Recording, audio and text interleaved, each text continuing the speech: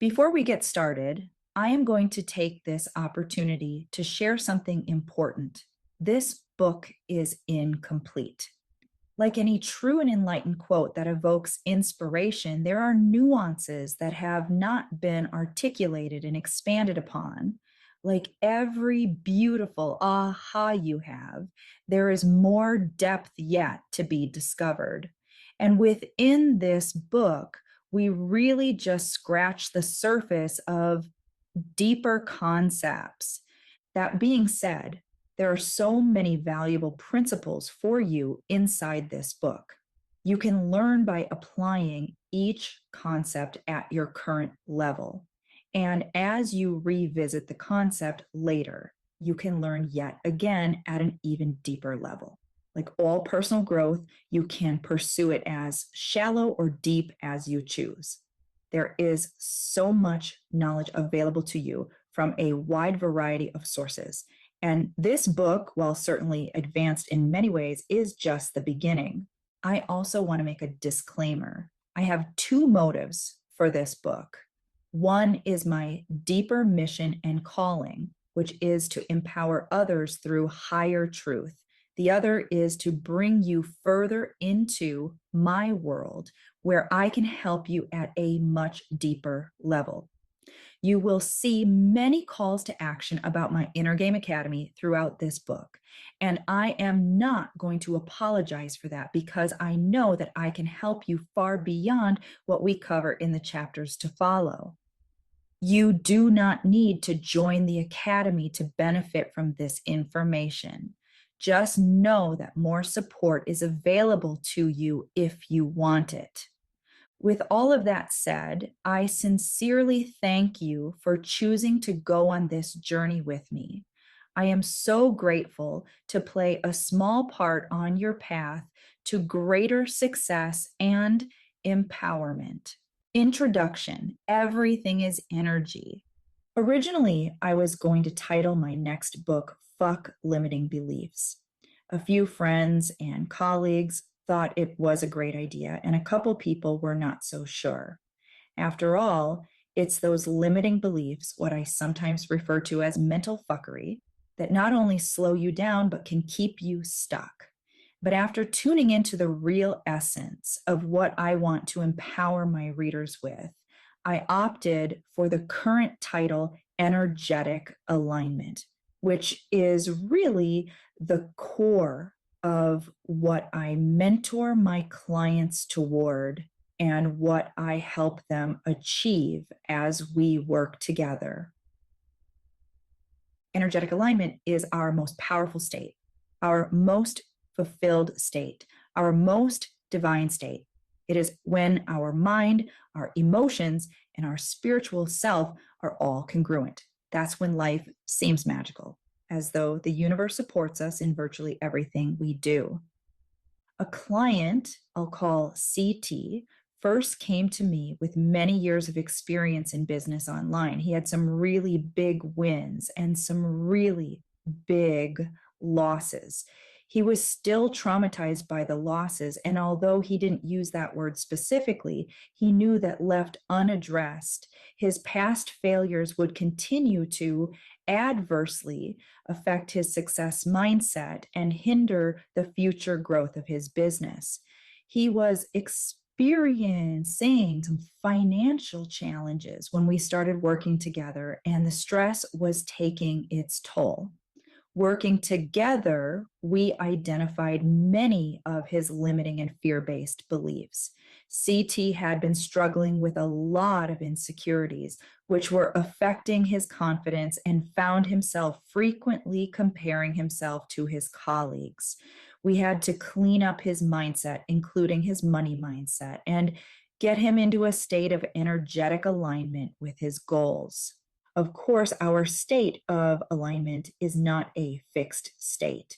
We encounter old, emotionally charged triggers, get caught up in the dramas of life, and sometimes veer off course in pursuit of other people's ideas of success and fulfillment. Yet, despite a lifetime's worth of less than empowering mental conditioning, limiting beliefs, and not so great habits. We can get into our state of alignment and experience incredible blessings, abundance, success, and fulfillment.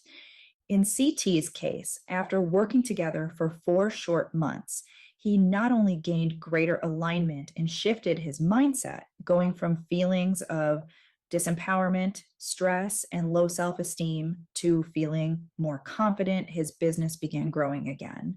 In addition to the mental and emotional breakthroughs, he was able to manifest circumstances in his life that put over $1 million in his bank account. He went from massive debt and the stress that goes with that to cleaning up his energy and mindset to get his business and life back on track. In another example of the power of the align process, AB first came to me wanting help with smoking cessation when I had my general hypnotherapy practice. After he successfully quit smoking, he decided to continue our work together and became a long-term client. When we started, he was working in the family business, a distribution company, which he didn't love. He was an aspiring serial entrepreneur who wanted to create his own wealth and do his own thing. After several months of working together, he was able to exit the family business with a $20 million purchase price and went on to pursue other businesses in the food industry and in real estate investments. I like both examples because they demonstrate that regardless of your industry, your goals, your current mental and emotional state, or your existing circumstances, like you can create awesome things in your life and business. The process. This book is based on my align process, which is the process I take all my clients through, regardless of whether they are on the fast track, working with me intensely, or they take the slower route, working with me less frequently. Here are the steps in the align process. Awareness. The beginning of your life-changing transformation starts with first becoming aware of the old patterns and long-held mental programs that are keeping you stuck and on a recurring loop, repeating behaviors that result in failure to achieve what you want. Learn. Throughout the early stages of the align process, you will learn the processes to experience life-shifting transformation and begin to master your mind and emotions. This is a skill like any other, and it takes understanding and practice. Identify. At this third stage of the align process, together we'll reveal your true desires and begin to move forward into alignment with your higher calling, armed with new confidence and purpose. Gain momentum. Throughout this align process, you'll experience consistent breakthroughs, some small and some groundbreaking, but all will manifest positive changes in your life. Nexus Point, this inner transformation process launches you into the realization of your biggest goals and desired outcomes, creating a life and business you love, experiencing energetic alignment. Success in life and in business is the next natural step when you've aligned your mind with your heart's desires. True alignment is where confidence, success, and purpose originate and thrive. I've written this book to be more of a manual for transformation and getting into your state of alignment than the conventional self-help book designed to motivate or inspire you.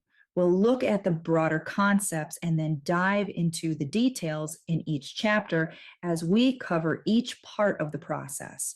That said, you are encouraged to read, then reread this book, allowing yourself time to process what you've read, apply it, and see evidence of it working in your life.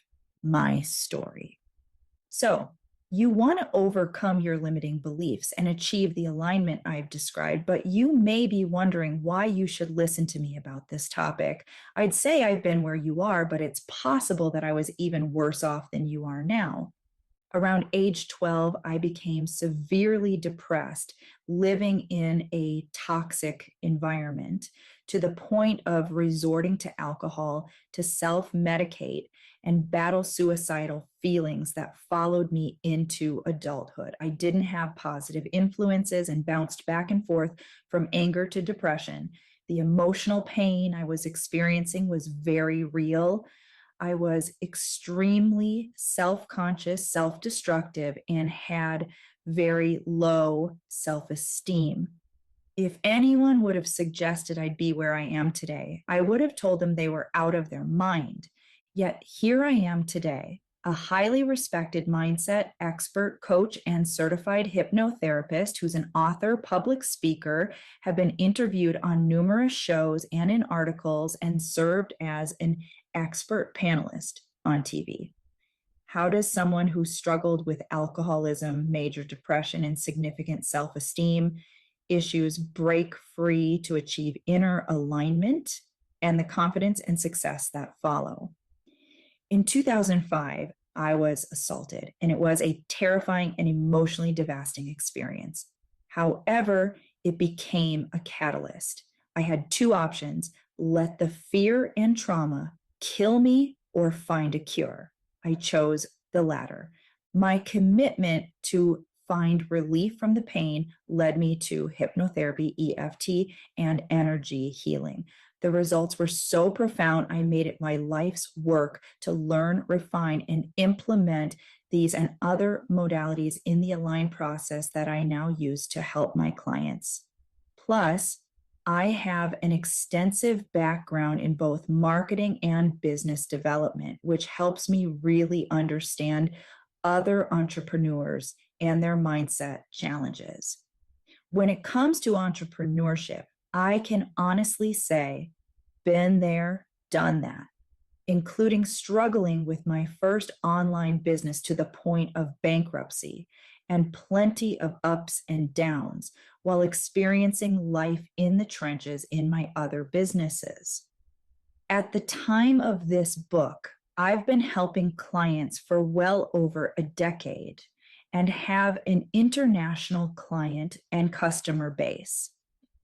In addition to more practical skills, I began to embrace and utilize my natural intuitive capabilities to identify my clients' subconscious and energetic blocks, enabling me to help shift them quickly using a variety of techniques that I have become highly proficient at over the years.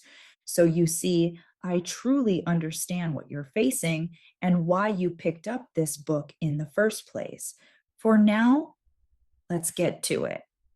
Your true self is calling for you to step up and create a life and business that you love. And I'm excited to begin the journey with you. Chapter 1, Awareness. Awareness is multifaceted because it means a few different things and goes beyond the dictionary definition. Knowledge and understanding that something is happening or exists. The first awareness that I want to cover is what I call foundational awareness. It's an understanding of how the universe works and how your mind works. One of the places where we need to start is to gain a solid understanding of the law of vibration. We really do live in a law-based universe. Most people accept that the law of gravity is, in fact, a law and applies to everyone, regardless of their beliefs. The law of vibration is something we understand from physics. We know and learned from Einstein that everything is energy, and people understand this on a high level. However, a lot of people fail to understand just how fundamental this principle is with respect to creating a life that is fulfilling, a life that is essentially the life we want to live. We are designed to be empowered, deliberate creators in our lives, not simply reactors to circumstances, feeling disempowered and bumping through life, feeling out of control and unfulfilled. When I'm referring to the law of vibration, you need to remember that everything has its own vibrational frequency, including our thoughts and including our emotions. You may have heard about the law of attraction, perhaps from the movie The Secret, and references to manifesting your goals, dreams, and desires. Many coaches preach the law of attraction, and you've probably scrolled through your social media feed and seen plenty of fluffy quotes about this particular law. However, most people get tripped up because they don't have the full understanding of what the law of attraction really is. They're missing key elements in their understanding. If you took the individual who's trying to manifest their dream business, who knows they want the money, the better lifestyle, and more clients, but in their attempt to manifest using the law of attraction with vision boards, positive affirmations, and other attempts to be a vibrational match to what they want, they don't realize that their own emotions act as an indicator of whether or not they're actually in alignment with what it is they want. Feelings as indicators. This brings us to the second piece of awareness, understanding that our feelings will be indicators as to what we're actually thinking and vibrating and whether we're congruent with our desires or incongruent with them. Feelings are something that most people try to avoid. They'd rather never feel sad or angry, as though there is something inherently wrong with those emotions. They don't realize there is a vibrational spectrum, and our emotions are our interpretation of where we are with respect to various subjects. Most people can relate to a feeling of heaviness or of feeling constricted or contracted when they're feeling a lower vibrational emotion, like sadness, depression, or even anger. And most can relate to a feeling of a higher vibrational emotion, like the expansive feeling of love or the light feeling of joy. Our emotions are not only indicators of the vibration in which we find ourselves, they're also indicators of when we're defaulting to an old limiting belief. The term limiting belief essentially is, I believe something that is not serving me or is not helping me to achieve my desired state or my desired goal or outcome. The belief in and of itself is preventing you from what you want. When we experience one of our limiting beliefs, we can feel the physical sensation of that misalignment as heaviness or contraction. We also experience it as an emotion, some sort of negative emotion. Virtually anyone will say it doesn't feel good when, yes, we understand that they are referring to a negative emotion associated with what they are experiencing. If your goal is to lose 20 pounds, and when you think about that goal, you notice that you feel bad, the cause of that negative feeling is that limiting beliefs are triggered.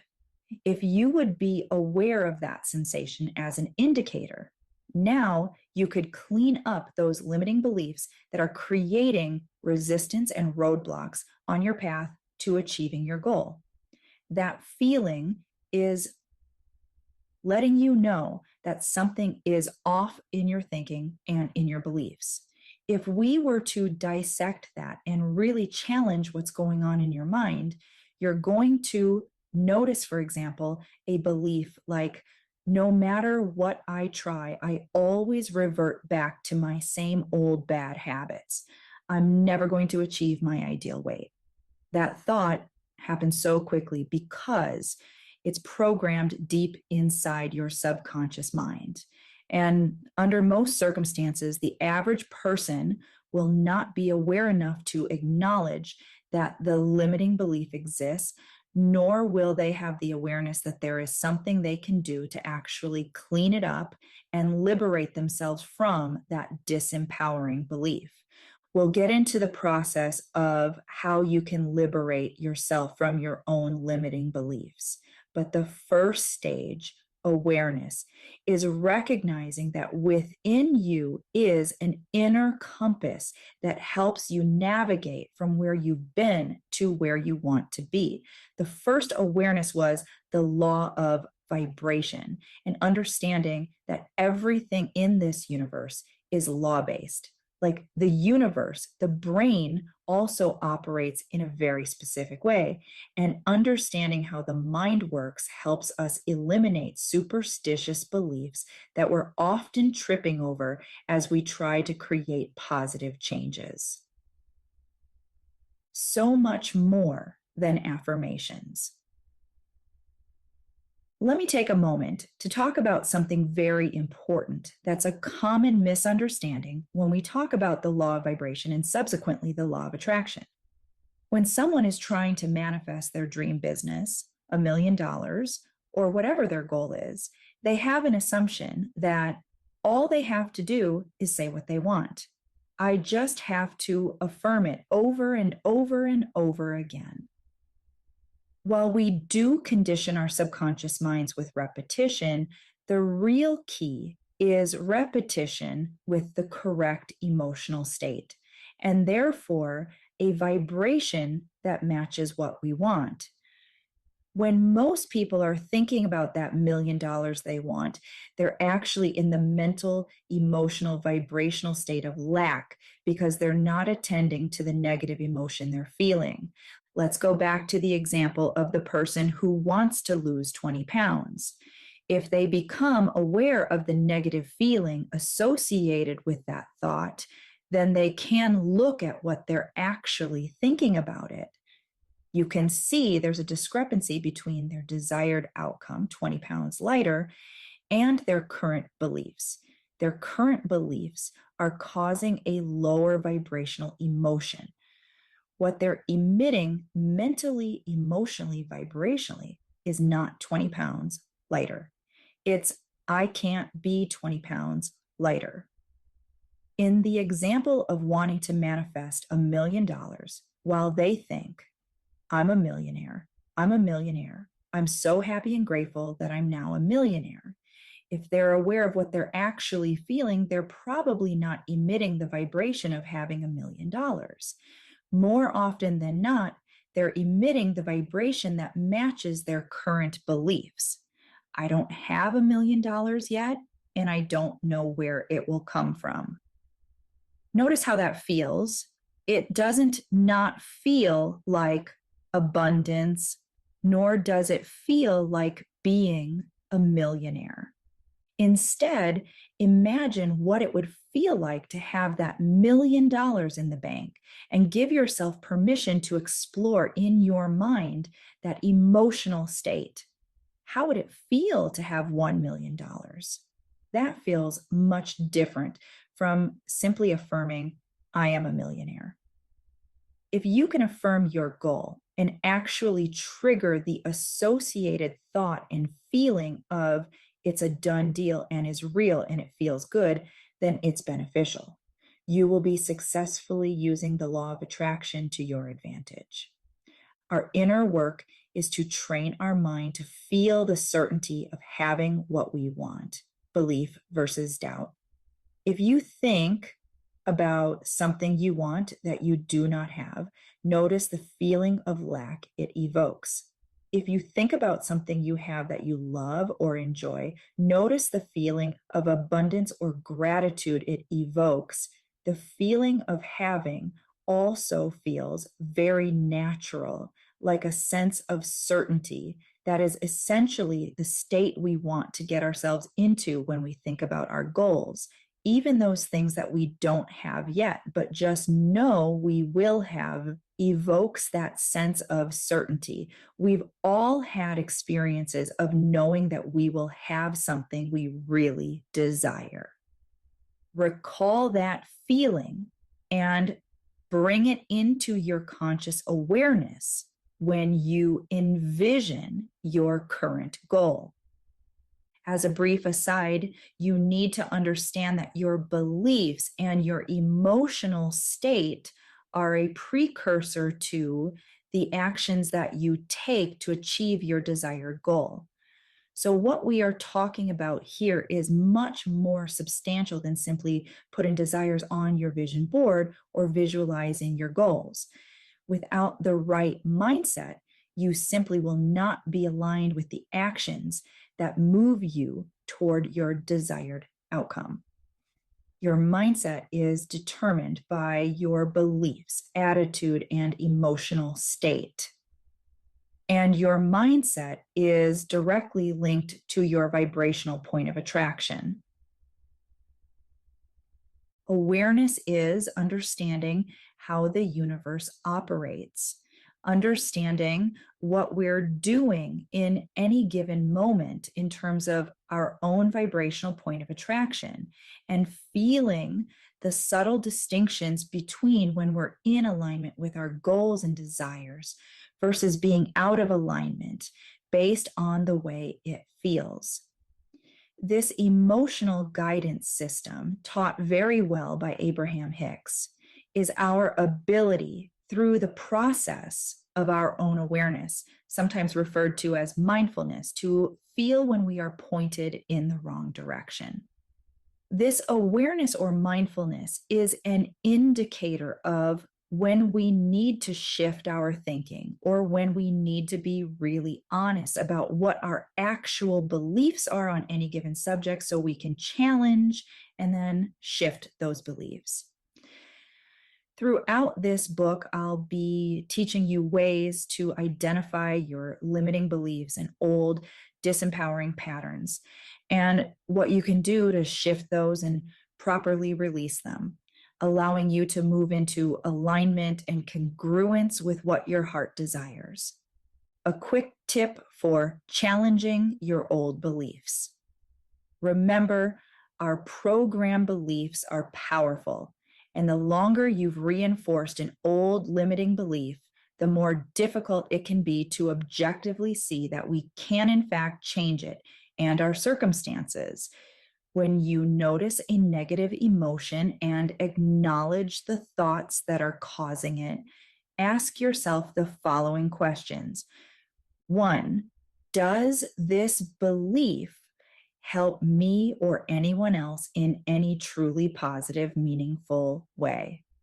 2, is this belief a universal truth that applies to everyone? Let's break this down further. First, when you honestly assess whether the belief truly serves you and others in a positive way, you'll notice that limiting beliefs are never higher truths. In fact, if you are honest and objective, you'll identify better ways to think about, feel, and or approach virtually any situation. This is important because if a limiting belief is unchallenged, the mind will continue to default to the old programmed response. To liberate yourself from old patterns, you must demonstrate to your mind that there is a better way.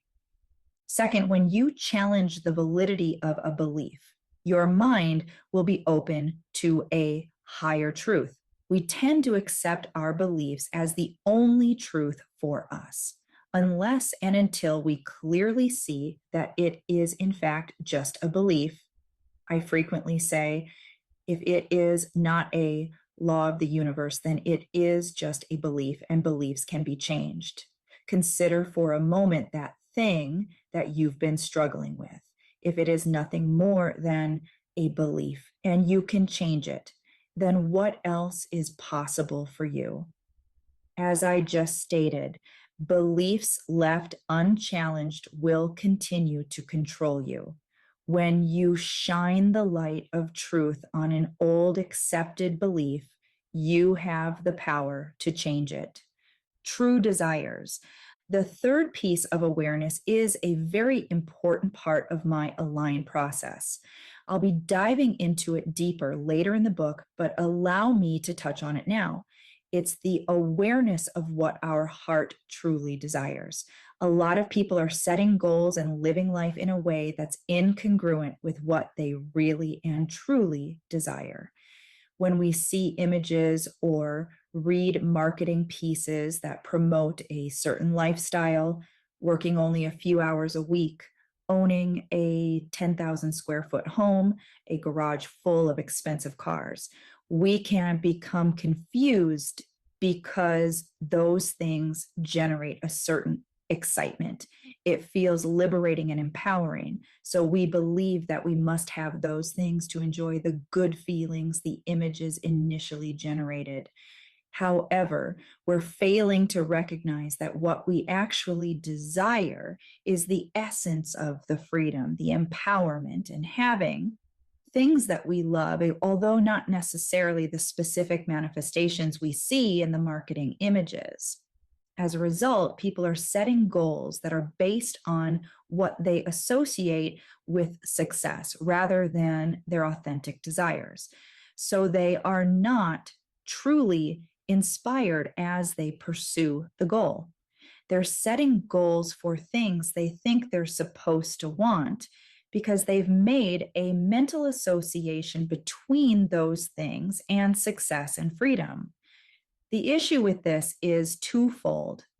First, when someone sets this type of goal, they are much more likely to give up when they encounter resistance, which creates negative patterns in the mind that they are a failure, don't have what it takes, etc.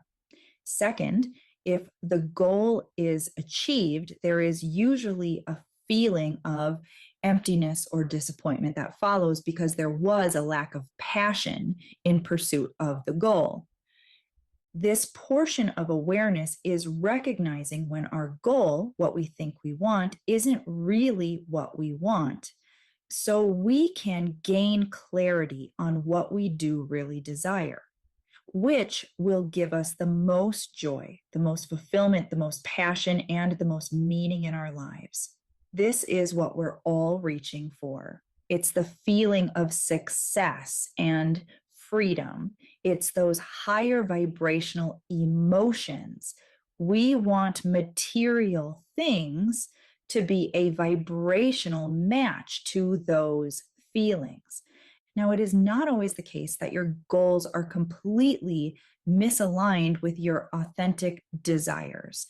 However, even misalignment caused by disempowering old programming can create problems. Over the many years that I've been working with clients, it's common for new clients to come to me making the statement, I feel unfulfilled when I achieve my goals. They expect to feel better, especially when they achieve a big goal they've set. So they think something is wrong with them because they aren't living happily ever after. They feel empty after achieving a big financial milestone. This comes right back to understanding that we live in a law-based universe with an emotional guidance system and a need to identify our true heart's desires and align ourselves mentally and emotionally with them. When I work with these new clients, I'm helping them identify what they were actually feeling, what they were vibrating while they were in pursuit of creating that particular goal. Most times, they'll acknowledge that they were not in a very high vibrational state. Instead, they were feeling stress and anxiety. The desire was something they thought would make them happy. However, they were not in a happy state while they were taking the steps to achieve that goal or outcome. When you try to manifest something to make yourself feel better, you're operating out of alignment with the way the universe works. This is the way most people are working. Conversely, When you recognize that you can feel throughout your journey, whether you are in harmony with what you're trying to achieve, it impacts your happiness and fulfillment. When you're feeling a lot of anxiety and stress, you are in a negative state. So ask yourself, is this something I want to create more of? No doubt your answer will be no. So ask what you'd prefer. How would you prefer to feel as you are taking action to create your $1,000,000? If you can feel how you want to feel while you are creating your $1,000,000, then when you create that big manifestation, you've already primed your mind to feel the positive emotions you want to feel. It's partially about conditioning your subconscious mind to feel how you want to feel, and partially in accordance with the vibrational law of attraction. Like attracts like, so you need to be a vibrational match to what you want and how you want to feel. A lot of people get confused about the correlation between emotions and manifestations. When they initially learn about the law of attraction or hear things about the importance of positivity, they assume positive thinking and a happy disposition are required to achieve wealth and success. However, there are plenty of people who've been able to create financially lucrative businesses who are miserable and operating with a very negative mindset. How is that possible? Picture Ebenezer Scrooge. That's the person who's financially well off, but always in a negative state. The reason, it's the way the universe works. You can create money and still feel negative emotions. If you believe you can create money, you can create money. But if you're feeling negative the whole time, when the money comes, you'll still feel negative emotions. Just because you have the money doesn't mean the negative feelings go away. In essence, you get the vibrational equivalent of all your predominant beliefs, expectations, and feelings. We can create seemingly great things in our lives and not enjoy them. Why? We have not been mentally, emotionally, and vibrationally attuned to the way we want to feel. A big part of creating a life that is really, truly fulfilling and meaningful is retraining ourselves to be in the emotional vibrational state that we want to embody as our predominant state of being. And we must create the manifestations from this same place. The manifestation in and of itself cannot change your emotional state because it has not been a practice state. The dream house will never give you happily ever after if you're not a mental and emotional match to feeling happily ever after. Yes, you can manifest the house, but you'll still feel the same old way you did before you achieved it. If we can challenge your old beliefs and raise your emotional vibrational state, conditioning ourselves with beliefs that feel more congruent, harmonious, and empowering, then we're creating in harmony with the laws of the universe, understanding how the universe operates and how our minds work. Now we're in a place to create an empowering, fulfilling, and positive life. Highlights about awareness. Everything has its own vibrational frequency, including thoughts and emotions. Feelings are indicators as to whether or not we are in harmony with what we want. Your limiting beliefs prevent you from what you really want. Limiting beliefs lie deep in your subconscious mind, and most people don't realize there is something they can do to clean them up. For affirmations to have any impact, you must also be in the right vibrational frequency by feeling the right emotions. Your emotional state when setting and pursuing any goal affects your fulfillment when you achieve it. Success and fulfillment are not mutually linked. Many people achieve incredible successes without ever feeling good about them. A big part of creating a life that is really, truly fulfilling and meaningful is retraining ourselves to be in the emotional, vibrational state that we want to embody as our predominant state of being. Chapter 2, Learn. Throughout the entire align process, learning will always be occurring. But in the beginning, clients have to learn how to release negative emotions and identify and shift limiting beliefs, bad habits, and old subconscious programs. The thing I want you to remember is that you do not develop mastery simply by learning a technique. As with any other skill, you must practice the technique to be able to use it as a skill that becomes highly effective. I know there are a lot of people teaching modalities, and there are a lot of people looking at modalities as a one size fits all solution to every problem. That's simply not the case. While we use modalities like hypnosis, EFT, and various mindset techniques, including neurolinguistic programming, we need to remember that the modality is simply a tool.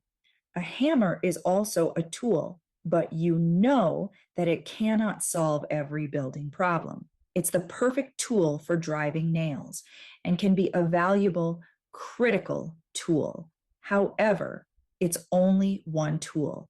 Throughout the journey, we're going to take to shifting old patterns and reconditioning our minds to support us in achieving all our goals and dreams. We'll use modalities as tools, not as a holy grail or magic bullet. We also want to be sure that as we're learning to use these different modalities, we remember the fundamental principles about how the mind and the universe work. The modality, the tool, will only get you so far. I see a lot of people only giving lip service to their goals without being a vibrational match. For many people, they're going through the motions without being dialed in to the process that needs to occur for the modality to be effective. This is why I frequently remind my clients when using EFT or releasing exercises to be very honest with themselves about what they are thinking and feeling. For example, I used EFT to work through a lot of deep-rooted limiting beliefs, but I learned that if I was not in the right mindset, just going through the motions, the technique was not particularly effective. However, when I went through the process being in the right mindset and focusing on the core principles that we are covering in this book, the technique was incredibly useful. As I work with clients, I'm continuously reminding them about these fundamental principles. Mastering the fundamentals is an essential part of this learning process.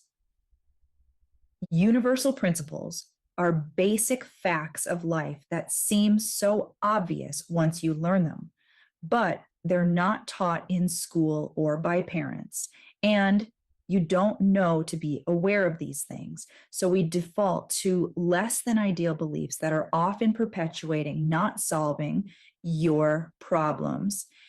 Even after we've experienced an aha moment, we can easily resort to old habits rather than beat yourself up when you fall back into negative habits of thought or behavior. Appreciate your awareness of it and gently guide yourself through the processes you're learning in this book. Identify and release.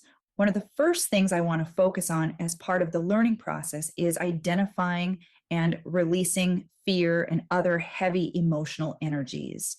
Fear is one of the most common sticking points for eliminating limiting beliefs.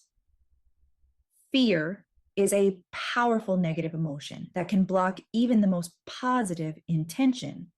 When we release it, we can neutralize the associated mental program so it no longer pulls us into the old default pattern. There are many techniques for releasing, and they're effective because they enable you to release stored up negative emotion, aka energy. I personally like to teach my clients a very simple releasing process that works for virtually everyone. When you are aware of a negative feeling, remember that emotion is energy. Energy is in a constant state of motion and it will flow out of the body if we are not unconsciously repressing it. So begin by allowing yourself to feel the negative emotion and intentionally give yourself permission to let it come up and allow it to pass through. Some people naturally feel as though they are breathing it out, while others visualize or imagine the energy rising up and out through the top of their head. I encourage you to practice this right now. Think of a challenge in your life. Notice the negative emotions that arise and be mindful of how it physically feels in your body. Now, set the intention to allow the feeling to flow up and out. Give yourself permission to say yes to letting the energy come up and pass through. As long as you continue to feel the physical and or emotional sensations, continue to invite them up and intentionally allow the feelings to pass through. You should begin to feel relief. Keep in mind, there is no right or wrong way to experience this. Everyone is unique. The objective is to use the power of your intention to allow the feelings to pass through so you are naturally releasing and letting them go. Think about that same challenge again. Does it feel less emotionally charged? If so, great. If not, go through the process again. You may notice some different thoughts coming up this time that have a lot of negative emotional charge. If so, stay mindful and intentional. Allow those feelings to rise up and be released, either breathing out the energy or releasing it through the top of your head, like smoke rising up and dissipating into the air. For many of our negative thoughts, this simple releasing process works wonderfully. For our more complicated issues, we need to be much more mindful of deeper rooted fears, insecurities, limiting beliefs, and the habit of feeling like a victim. While we can release all of those associated negative emotions with this process, techniques like EFT, emotional freedom techniques, can be more efficient for some people. Keep in mind that we don't simply store negative emotions. We can also store positive emotions, and both can generate powerful associations. Most of the time, our positive associations are not an issue, but in some instances, they are. For example, if someone is addicted to smoking, they have strong emotional associations with that behavior, some of which appear to be positive in nature, like taking a break from work. If someone associates releasing stress with smoking a cigarette during a break, there's a positive feeling that has an adverse effect. The person is attached to a behavior that is harmful because it's also carrying a positive association. Taking a break and relieving stress. When we identify these emotional triggers and emotionally charged associations, we must be willing to release feelings linked to the patterns, behaviors, and beliefs so we can more objectively examine the behavior and make a more empowering choice. For the smoker who wants to quit, if they're objective rather than emotionally charged, they may be able to realize that smoking is not necessary to achieve the desired result. Stress relief by taking a break. They may need to find a suitable replacement, like taking a walk or enjoyable reading. Of course, it will be unique for everyone, and the key is that the replacement feels good So there is more value in the new association and behavior than there was with the old one. As long as there is a strong emotional charge with the old association, whether positive or negative, they'll be stuck in the old pattern. With this example, a fear of loss of the benefit, stress relief, will cause the mind to hold on to the old negative behavior. This is why it is so important to look at all of our beliefs around the pattern we want to change.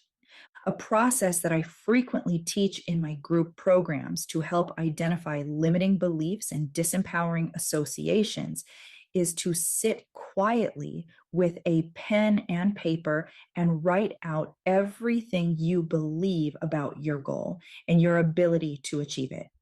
Self-honesty is the key here. So you need to write everything down that comes into your conscious awareness. We have a tendency to dismiss thoughts that we object to. However, you need to remember if it is coming up, then it is in your subconscious mind. We want to address all of those programmed beliefs so they no longer adversely affect you.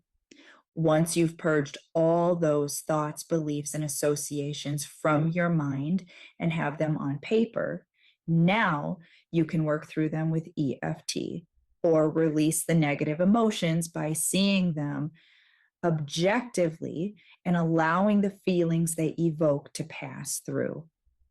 With that, let's return to my statement about fear. Fear is often entangled with many of our attachments to limiting beliefs and old patterns. When we set an intention to release the feelings associated with those beliefs, we may notice a fear surrounding that release. Be mindful that even though your mind is attempting to protect you through fear-based thoughts, there's always a better way to think and feel about virtually any subject. From our earlier discussion about the law of attraction, you understand that like attracts like. When you're in the vibration of fear, it's a very low vibrational frequency. Not only does fear adversely affect you vibrationally by drawing more thoughts and circumstances into your life that match the vibration of fear, but it also has an adverse effect on your mindset and therefore your actions, or in many instances, your reactions.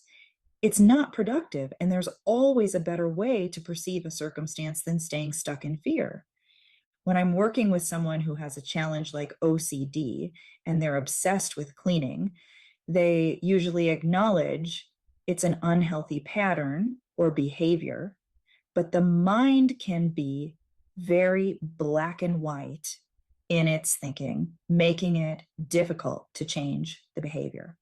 The mind is often convinced that if we release unhealthy attachment to a behavior, that we will experience the extreme opposite, which is what we don't want. In this example, the person truly likes the sensation of a clean home, but the mind cannot let go of the attachment to the obsessive behavior because the person fears they will stop caring about the cleanliness of their home and will end up living in a dirty, unkept home, which does not feel good. In its black and white approach, the mind does not allow for the idea that the person can still be cleanly without an obsessive quality. For instance, I can be more relaxed about this and still have a clean home. Remember that once your mind locks into any pattern, it does not want to let go because of fear, even though that fear tends to be irrational. Releasing is natural. This is why releasing negative emotion, in this case fear, is so critical. You can let the feeling come up and then allow it to pass through, whether breathing it out with intention or visualizing fear as energy leaving your body. Releasing energy is a natural occurrence. We do it all day, except on our emotionally triggered hangups. Admit to yourself, I am feeling this fear about along with a willingness to release that low vibrational energy. When you make a mindful decision to release the energy, you'll be able to get that energy flowing. Another helpful process to let go of the stuck emotional energy is to pause, close your eyes, and focus on deep, intentional breaths. Mindful breathing helps regulate the nervous system, and it allows intense energy to dissipate. It seems so simple. It is easy to discredit its effectiveness. However, you can feel the physiological shift and the emotional relief when you do this practice. As we'll get into a little later in the book, our ability to shift old beliefs and behaviors is largely dependent on being a receptive reprogramming state. The ability to release intense negative emotions is extremely valuable. We tend to want to push negative emotion away or suppress or ignore it.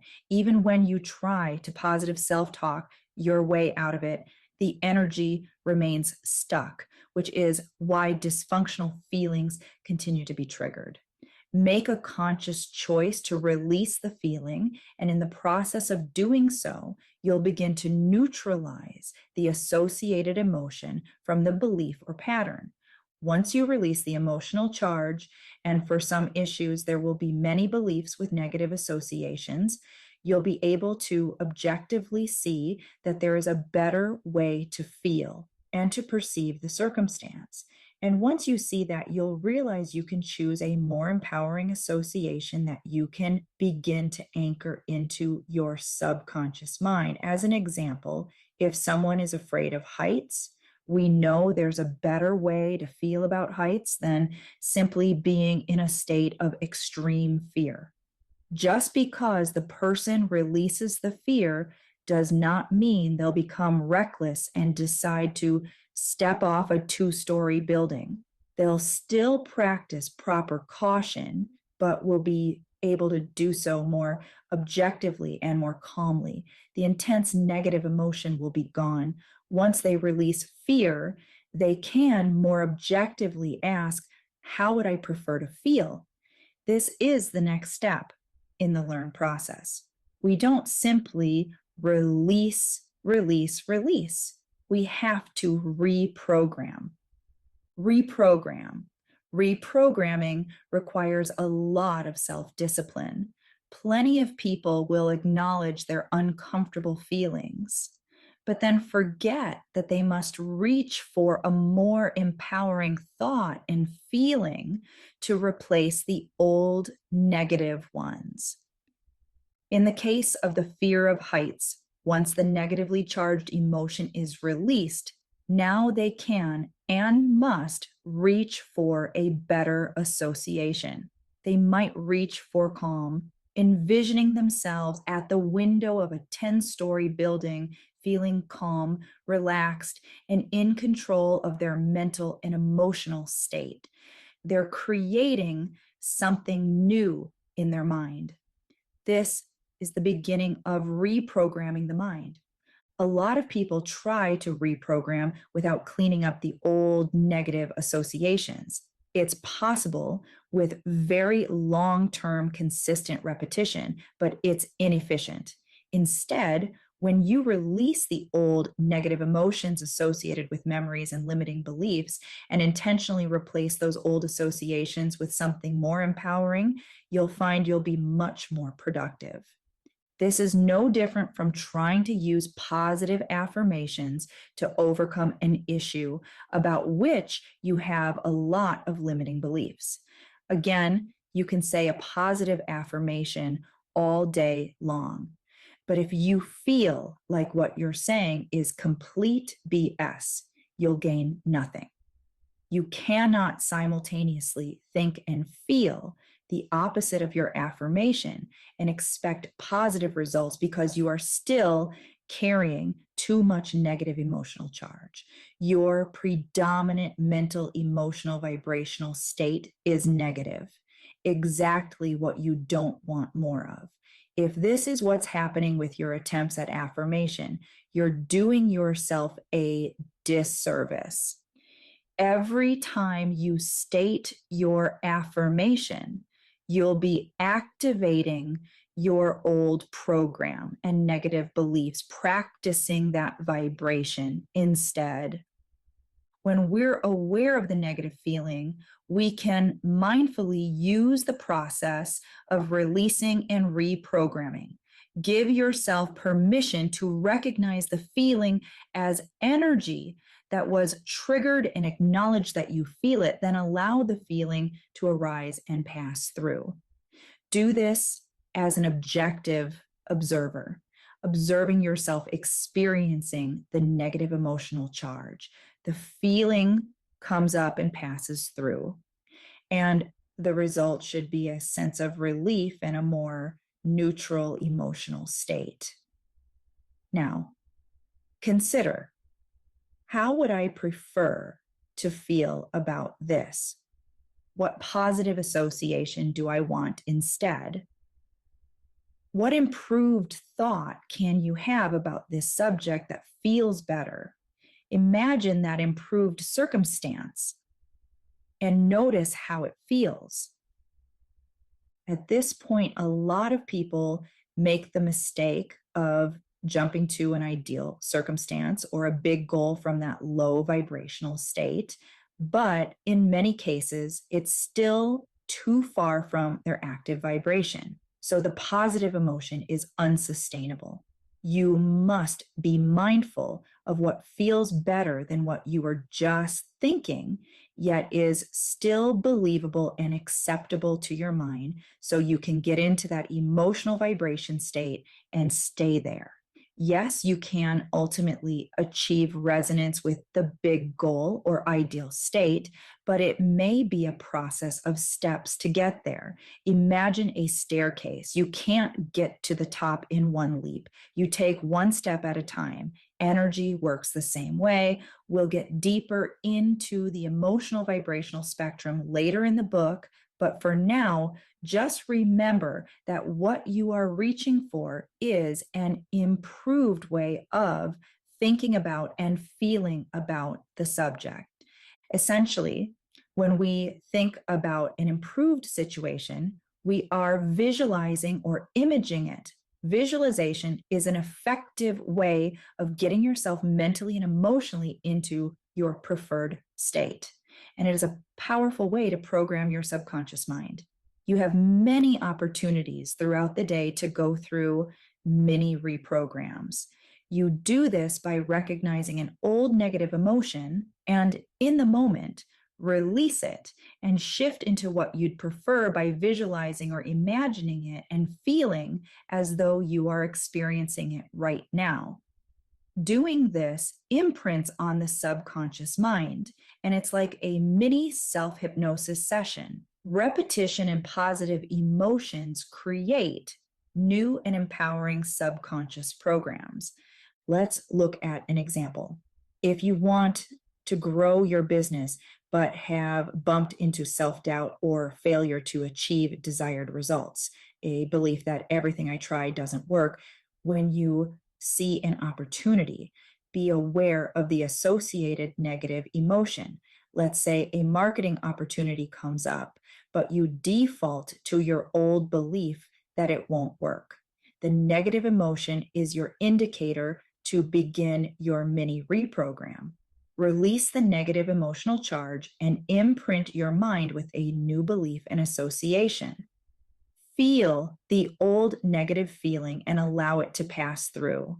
Don't ignore it, but don't dwell on it. Instead of repressing, let it come all the way to the surface and experience the relief of releasing it. And in the state of relief, now ask, what would I prefer? In the case of the marketing opportunity, perhaps you want to feel more optimistic. There's a learning curve, but it can work out for me. You've shifted your emotional state. Now let's take it a step further. I would prefer to create a very successful marketing campaign that allows growth with more ease. That is a progressively positive thought and emotion, and you are moving in the right direction. But we need to give it more than lip service. So take a few moments to impress upon your subconscious what it actually looks and feels like. Visualize or imagine what experiences you have when you have the desired outcome, and notice how good it feels. I can assure you that in the past, you've been visualizing what you didn't want to happen. For example, when you worry about something, look for these opportunities throughout your day to flip it and visualize what you'd prefer. When you allow yourself to feel positive emotions, you're imprinting that on your subconscious mind. First, break the habit of defaulting to the negative association by acknowledging the emotion. By doing so, you stop the energetic loop and can release the old emotional charge. Then you intentionally change your emotional vibration state by allowing yourself to imagine and feel the preferred state and result. In so doing, you recondition your subconscious mind with what you want to experience and change your vibrational point of attraction. What we believe, what we've imprinted on our subconscious mind that matches our expectations, combined with our vibrational point of attraction, is what we experience in life. If you want to be metaphysical about this, you can see the benefit of placing yourself in vibrational resonance with what you want. If you want to be more practical about it, you can see that if your mind is conditioned to believe and expect you can be successful, you're going to begin to take the appropriate steps to get the outcomes you want. Whether you're spiritual or highly pragmatic, you can see this process is incredibly valuable to creating the right mindset and emotional vibrational state to move in the direction of where you want to go. From my experience working with business owners, the ability to reprogram our thoughts and beliefs proves to be one of the first and most powerful turning points for my clients.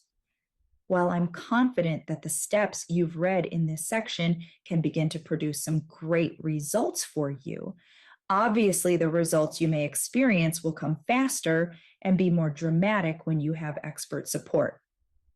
Highlights about learn. Modalities are tools, and no one tool fixes every problem. We store emotions, both negative and positive, so identifying them is the starting point, keeping in mind that bad habits like smoking can also carry a positive association, break from stress.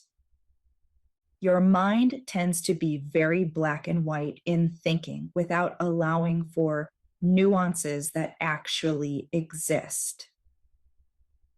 Releasing energy is a natural occurrence. But when it comes to our hangups and limiting beliefs, we must be more mindful and intentional about it. Releasing fear or any negative emotion does not mean that you'll become reckless. It will allow you to become more objective. Successful and effective reprogramming only happens after you've removed the negative associations first. When you feel negative emotions, recognizing them for what they are and allow them to pass through, you'll feel a sense of relief and be able to recondition yourself with a more preferable association. Look for opportunities throughout the day to apply mini reprograms, taking a few moments to recognize, release, and ask what you'd prefer to feel or experience. Your stated preference will only be lip service unless you take a few moments to visualize or imagine what it will look and feel like. At this point, I want to take a moment to encourage you to go deeper into learning the various tools and processes I've touched on. My Inner Game Academy is designed to help you learn and master the various tools I have referenced throughout this chapter, which can assist you with releasing and reprogramming your mind.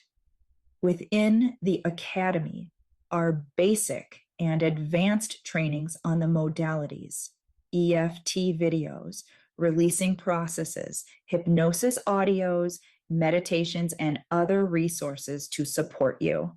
Chapter 3, identify. While I've covered the need to identify and recognize your limiting beliefs and fears, in this part of the Align process, we will also get into identifying your true heart's desires. Our authentic true heart's desires sometimes differ from goals that you set for yourself. Many entrepreneurs perceive success a certain way, with an idea of success that is often influenced by what they've seen and heard, including aspirations of other people they admire. It might be the mansion, the cars, the bank account. In many cases, we're setting both business and life goals that are somewhat superficial. If we do the inner work I've been teaching you to this point, cleaning up our misaligned limiting beliefs and focusing on what we'd prefer, we'll begin to recognize that some of our goals and aspirations are probably not even what we want. In pursuit of these, checking off the box and stacking up accolades to gratify the ego, we'll feel an emptiness because we're not congruent with our true heart's desire. A lot of people are reaching for the money, success, or status to attempt to feel better, more confident, worthier, or more significant. When I have the thing, I'll finally feel good enough. Achieving the goal without the feeling you want creates additional conflict in your heart and mind. Throughout our journey, we're cleaning up misperceptions and false ideas about what it will take for us to feel good enough and fulfilled. And we're creating more clarity and meaning as we're pursuing heartfelt desires. Clients ask me, how do I distinguish between an authentic desire and something I believe I want? In many cases, it's not that you're completely off base, it's that you're slightly skewed because of your limiting beliefs, need for approval, and fears, doubts, and insecurities. There's some lower vibrational stuff that becomes part of your motivation. For example, there's nothing wrong with wanting a successful business. There are so many positive intentions behind that desire. However, we need to clean up the superficial motivations so you can be more congruent, high vibrational, and aligned with your desire. When we are moving toward goal fulfillment and actively cleaning up the lower vibrational stuff, and frequently in a higher vibrational state, we're naturally feeling good, positive emotions. This brings a greater sense of fulfillment in our day-to-day lives. We'll also feel so much better when we achieve the goal because we've been practicing the mental, emotional, vibrational state of congruence and alignment. From this state, our actions are more inspired and aligned with our values. They're emanating from a better mindset. The outcomes are then much more positive. This doesn't mean you won't encounter challenges. Yes, you're going to notice old fears, doubts, and limiting beliefs, which is why it's important to practice awareness and use the processes, mindful of the fundamental principles I've covered. Awareness helps you have more clarity than ever before about when you are focusing on the wrong things so you can refocus on what you want instead. For instance, if you're working on your business, doing various tasks intended to help you achieve your desired outcome, you may notice some negative emotions. These indicate that you're thinking about something you don't want or like actually projecting a negative outcome into your future. Maybe you're worrying about not getting the result you want or that people are going to judge you. The negative emotion is your indicator that in that moment, your vibrational point of attraction is a low frequency and not at all what you want to create. Putting it into practice, be mindful of this state and actively and with intention release the negative emotional charge. This may mean examining that which you fear, those deep rooted limiting beliefs, as we covered in the previous chapter. If your mind resurrects memories of times when you've taken a similar step and something bad happened, lost money, faced criticism, etc., even though you know you must do this activity, you're triggered with fear, and now you have split energy. As you're in conflict with yourself, pulled in different directions, you're lowering to a more negative vibrational point of attraction. It adversely affects your feelings, including the quality of your actions and the quality of your mood. The result is almost always a less than desirable outcome. Objectively recognize this feeling is just old energy and let it come up and pass through. Release and let go. As you're willing to be honest with yourself about your resistance to the activity and clear it away, remember the next step is to ask how you'd prefer to feel about it and or what you'd prefer to experience. Then allow yourself to actually feel those positive emotions. By exercising this mental muscle, you're getting yourself into a positive feeling state. You're changing and raising your vibration. In that moment, you're reprogramming your subconscious mind and creating a new frame of reference. In hypnosis, we refer to this as creating a new known. You are always operating subconsciously on knowns. Knowns are our conditioned habits, beliefs, and associations. Basically, it's anything that has been put into the subconscious mind, whether real or imagined, that we default to. Replacing old, unsupportive knowns with new ones that do support you is the goal. Your mind does not differentiate between what is real, has physically manifested, and what is imagined. So, impress upon your mind a new positive image of what you want with a positive feeling in order to anchor it into your subconscious and allow it to be your new known. The more often you do this, the more you reinforce this mental conditioning, and the more it becomes your default. I'm sure you can see how this is beneficial in pursuit of your goals. As we're gaining clarity on what we truly want, now we have a map to guide us to each correct next step. Higher calling and purpose. Let's consider what I call your higher or divine calling and what that has to do with your goals, dreams, and heart's desires. Many people use the phrase life's purpose. And while they get it conceptually, they don't really know what it means to them.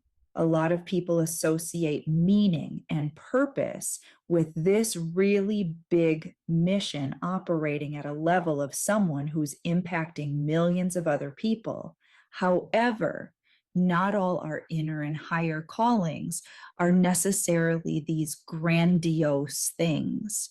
Our divine inner calling shows up as our heart's desires, both big and small. When you're in alignment with what your heart desires, notice that you're a wonderful version of yourself.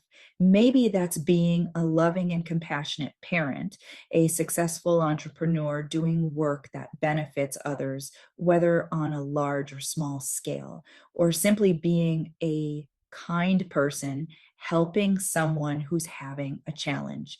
Even the littlest things make a difference and give our lives so much more meaning. If you're only looking for meaning through your business, you're missing out on incredible richness and fulfillment. Our calling to be a better person is divine. Our calling to be more authentic and congruent with ourselves in our businesses is also divine. Anytime your heart has a desire and you question how it could possibly be divine, I want you to remember that you are essentially a divine being having a human experience. If your heart desires a new luxury car with all the extra features, your ego may tell you that's not a divine calling. That's simply an ego desire. You don't need that thing, and it's only a gratification want. I'm going to challenge that voice. If your heart desires something that is not harming anyone else, but is in fact raising your vibration, that's a beautiful and wonderful thing. We have to look at our desires differently.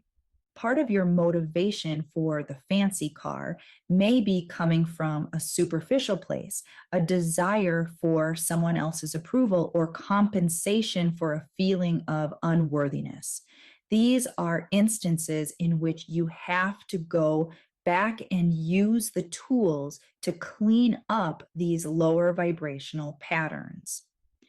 Now you can see how this comes full circle. There's an ongoing process. Be mindful and aware of what you're feeling. Notice lower vibrational cues. Use your tools to clean up these lower vibrational emotions, beliefs, patterns, and behaviors. Reach for the improved thought and feeling. What would I prefer? Visualize or imagine and feel what you want to experience instead that is more positive and empowering. For example, if you feel a little guilty about wanting that nice car, do your inner work to examine your beliefs about that emotion. I have some shame about this. Now release the negative emotional charge with that old association. Then reprogram yourself with a more empowering association. I'd prefer to know that I am absolutely worthy of nice things. It feels self-loving and respectful to own the type of car I prefer. Get yourself mentally, emotionally to the place where you can have a beautiful car and feel good. I want you to drive that car not with a feeling of egotistical pride, but with a sense of joyful alignment that represents your preference. With this approach, you're designing your life more congruently, saying yes to your heart's desires and knowing that when you do, you are being a higher vibrational version of yourself. Self-honesty. As we continue on this journey, I encourage you to be mindful of where and when you trip over your own lower vibrational beliefs. Your work is the inner work. Being aware of your feelings and knowing that your emotions are neither inherently good nor bad, right nor wrong. They are indicators of where you're focused and your level of congruence with yourself. Putting into practice what I covered with you so far, I want you to notice, identify the things you desire for yourself. What are some of the goals you have for yourself, and what are your motivations behind those goals? You'll notice that some of your motivations are positive and you feel good about them. You'll also notice that other motivators carry lower vibrations because they're coming from fears, doubts, insecurities, and old limiting beliefs. As mentioned briefly earlier, it is very common that some of your goals may be purely superficial. We tend to try to overcompensate for our insecurities by achieving things we believe will make us feel better. Begin by looking at the motivations behind each of your goals honestly and objectively, then use the process to release and reprogram so you can move forward toward your authentic goals in a more empowered way. By evaluating your goals honestly, you may notice that you don't even truly want some of the things you've been working toward. You may also notice that you are really passionate about certain things, but have been holding yourself back because of fears, self doubt, and old limiting beliefs. As you continue to do your inner work, utilizing the shifting process I keep encouraging you to do, you will get more and more clear about what you truly want and aligned with creating it in your life. Highlights about identify. There's a difference between setting a goal and pursuing your true heart's desire.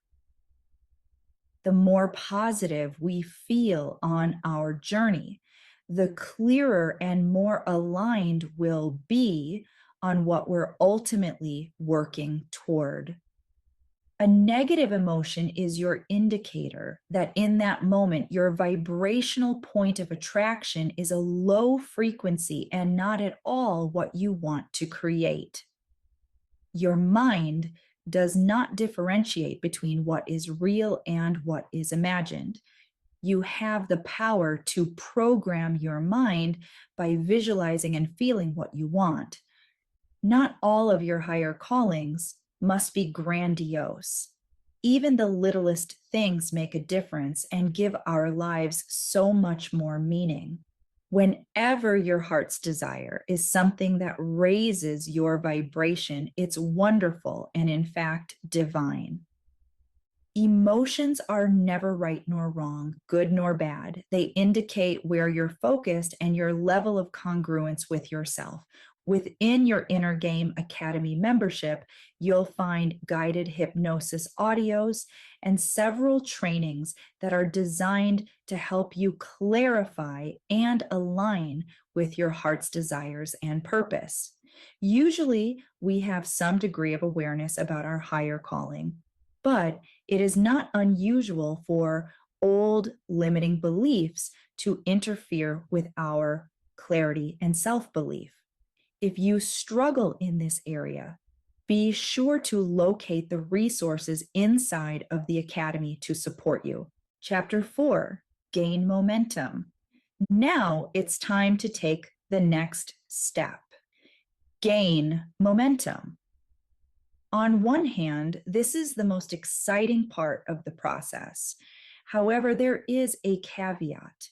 As we experience positive evidence of the work we're doing, there are going to be highs and lows.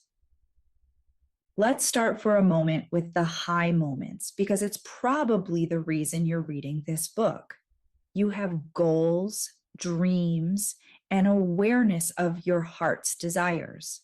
You're willing to do the inner work to create the business and life you love. Through this process of identifying those limiting beliefs, being aware of the lower vibrational indicators, cleaning up your energy and raising your vibration and reprogramming your subconscious mind, of course, you'll see positive evidence of your efforts. Sometimes there will be small breakthroughs and aha moments when you feel an emotional shift on something that may have been a challenge or a trigger for you before. There are also going to be big, wonderful manifestations when you see your lofty goals and desires come into full fruition. This is exciting to experience. Yet you are still a human being, just like the rest of us, who's still full of subconscious conditioning from a lifetime of some good and probably a lot of not so good programming that you'll bump up against on your journey. This is especially common when you're reaching for the new and unknown. Tripping points along the way. I'm sure you've heard the personal development cliche about getting outside of your comfort zone. In other words, anytime you reach for the unknown that's new to your subconscious mind, your mind will start firing warning bells. This is not who we are. This is not what we do. The result is resistance and fear, showing you your own limiting beliefs around the topic, as well as your current self image. It will uncover your unhealed and unaddressed emotional wounds and those insidious insecurities that cause you to seek others' approval. They may be financial insecurities or even more deep seated ones regarding survival, because you will encounter these things as you reach for your next level of success in any area of your business or life. I want to address them in this chapter. Some of the old limiting beliefs will be easy for you to shift, and you'll be able to keep moving forward with positive momentum. However, there are a couple of growth-related obstacles that frequently occur. And it's very valuable to be aware of these so they don't stop you dead in your tracks. The first phenomenon is sometimes referred to as new level, new devil, or your upper limit problem. I'm talking about what happens when you reach for something completely new that often contradicts your old self image, and it stirs up all sorts of fears, doubts, insecurities, and limiting beliefs that cause you emotional distress. When this occurs, you'll notice a lot of negative thoughts and feelings that may feel uncontrollable. You may even experience negative manifestations, obstacles in your life and business. When this occurs, you might think the universe is saying no to you or that you just don't have what it takes. But what's really happening is your unresolved triggers are causing you to be a vibrational match to those old unwanted patterns. Remember, we create what we believe and expect. We create a life that matches our self-image. We draw into our lives circumstances that feel similar to our active vibration. Stop and do your inner work to clean up this negative energy. These old patterns, behaviors, and habits are incongruent with who you are reaching to become and what you aspire to create in your life and business. Many of the greatest leaders in personal development and business motivation talk about the importance of persistence. Persistence is a state of mind. Just keep in mind, rather than purely pushing through resistance, doubt, and fear, I want you to intentionally look at your beliefs so you can release and reprogram. Set yourself up for success instead of struggle. Why obstacles show up? Hitting your self-imposed upper limit can show up anytime you are expanding into the new and unknown. The bigger the leap, the greater the chance of hitting some turbulence along the way. Rather than avoiding it, I want you to be prepared for it so it is easier to transition through it.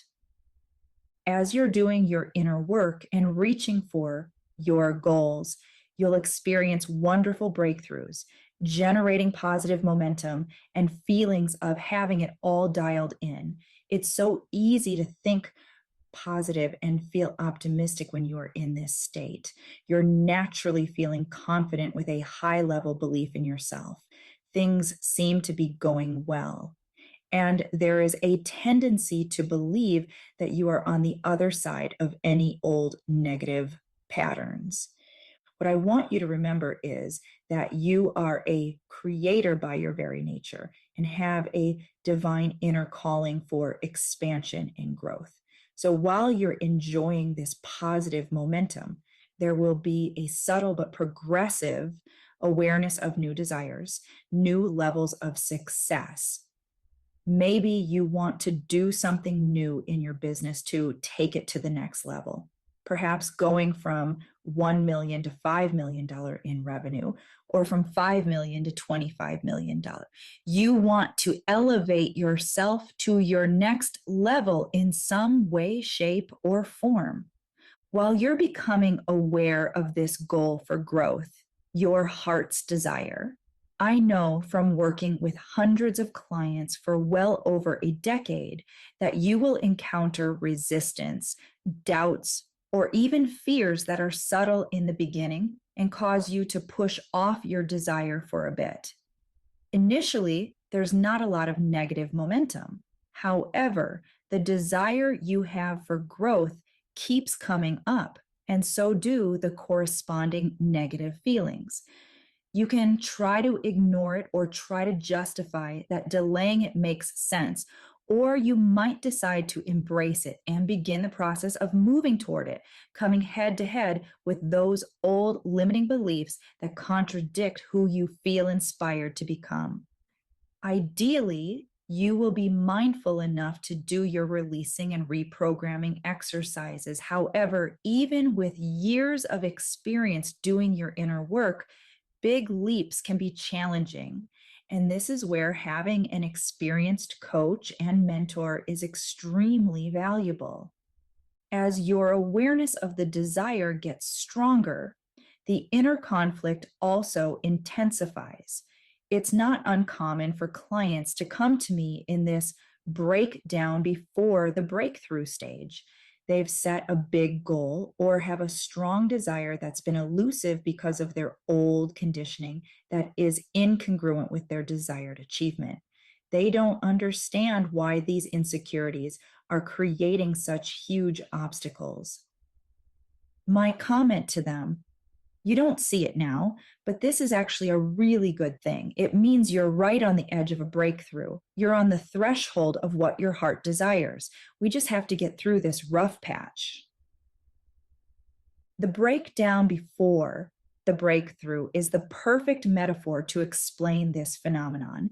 In so many cases, it literally feels like a breakdown. It seems like our life is breaking down in some way, but it is our opportunity to clean up the old subconscious stuff that does not match what we want to create.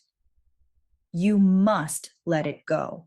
You cannot bring these incongruent beliefs to the next level. It is not a mental, emotional, vibrational match to what you want. Another phenomenon that occurs is that although you have done some of your inner work and seemingly resolved an old issue, as you are reaching for a next level goal, you will find yourself bumping up against that same old issue again. This is incredibly common and can evoke a lot of self-doubt and discouragement. So, what is happening? Remember that we only release what's at the surface level. Essentially, we only release what is necessary for us to up level. Then we focus our attention on where we are going, since we no longer have the resistance, and the positive momentum carries us forward. We don't go deep into the recesses of childhood memories and look for additional trauma or limiting beliefs on the subject, nor should we. First of all, you can never get through every misaligned belief in your subconscious mind.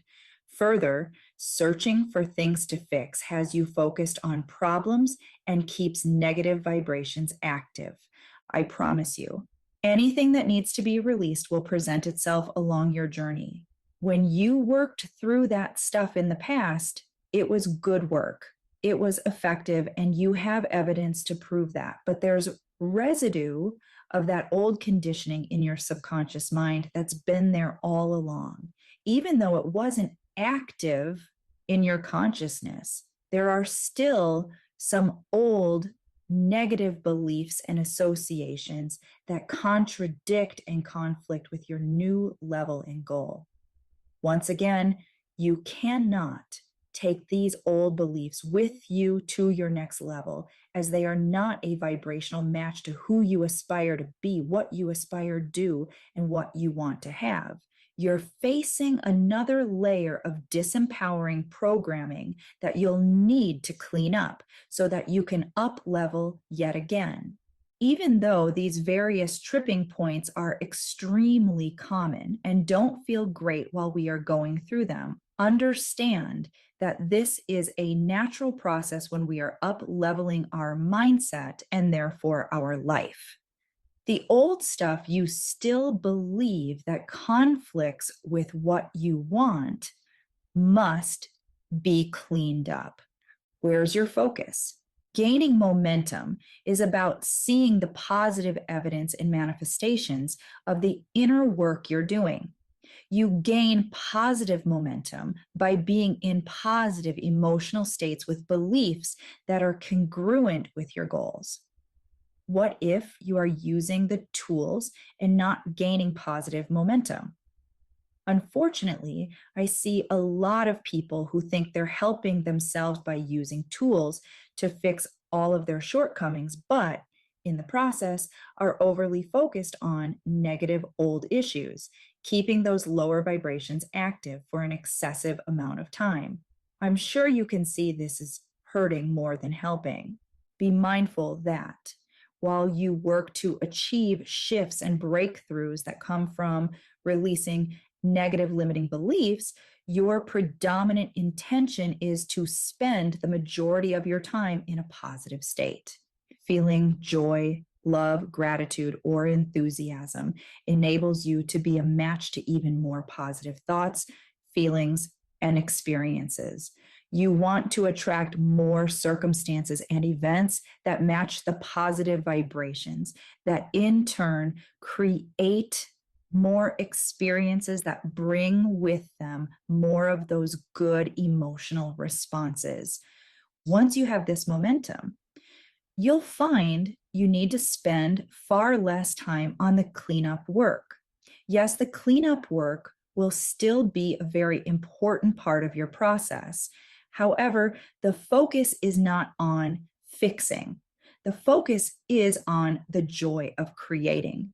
Your inner work is about being aware of when you are slipping into a low vibration and then being proactive about cleaning it up by releasing the negative emotional charge and reprogramming by asking, how would I prefer to feel?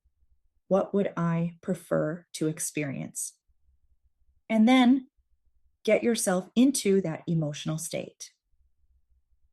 Always reach for a better emotion than the one in which you may find yourself if you are not feeling good, even if that is simply a feeling of emotional relief.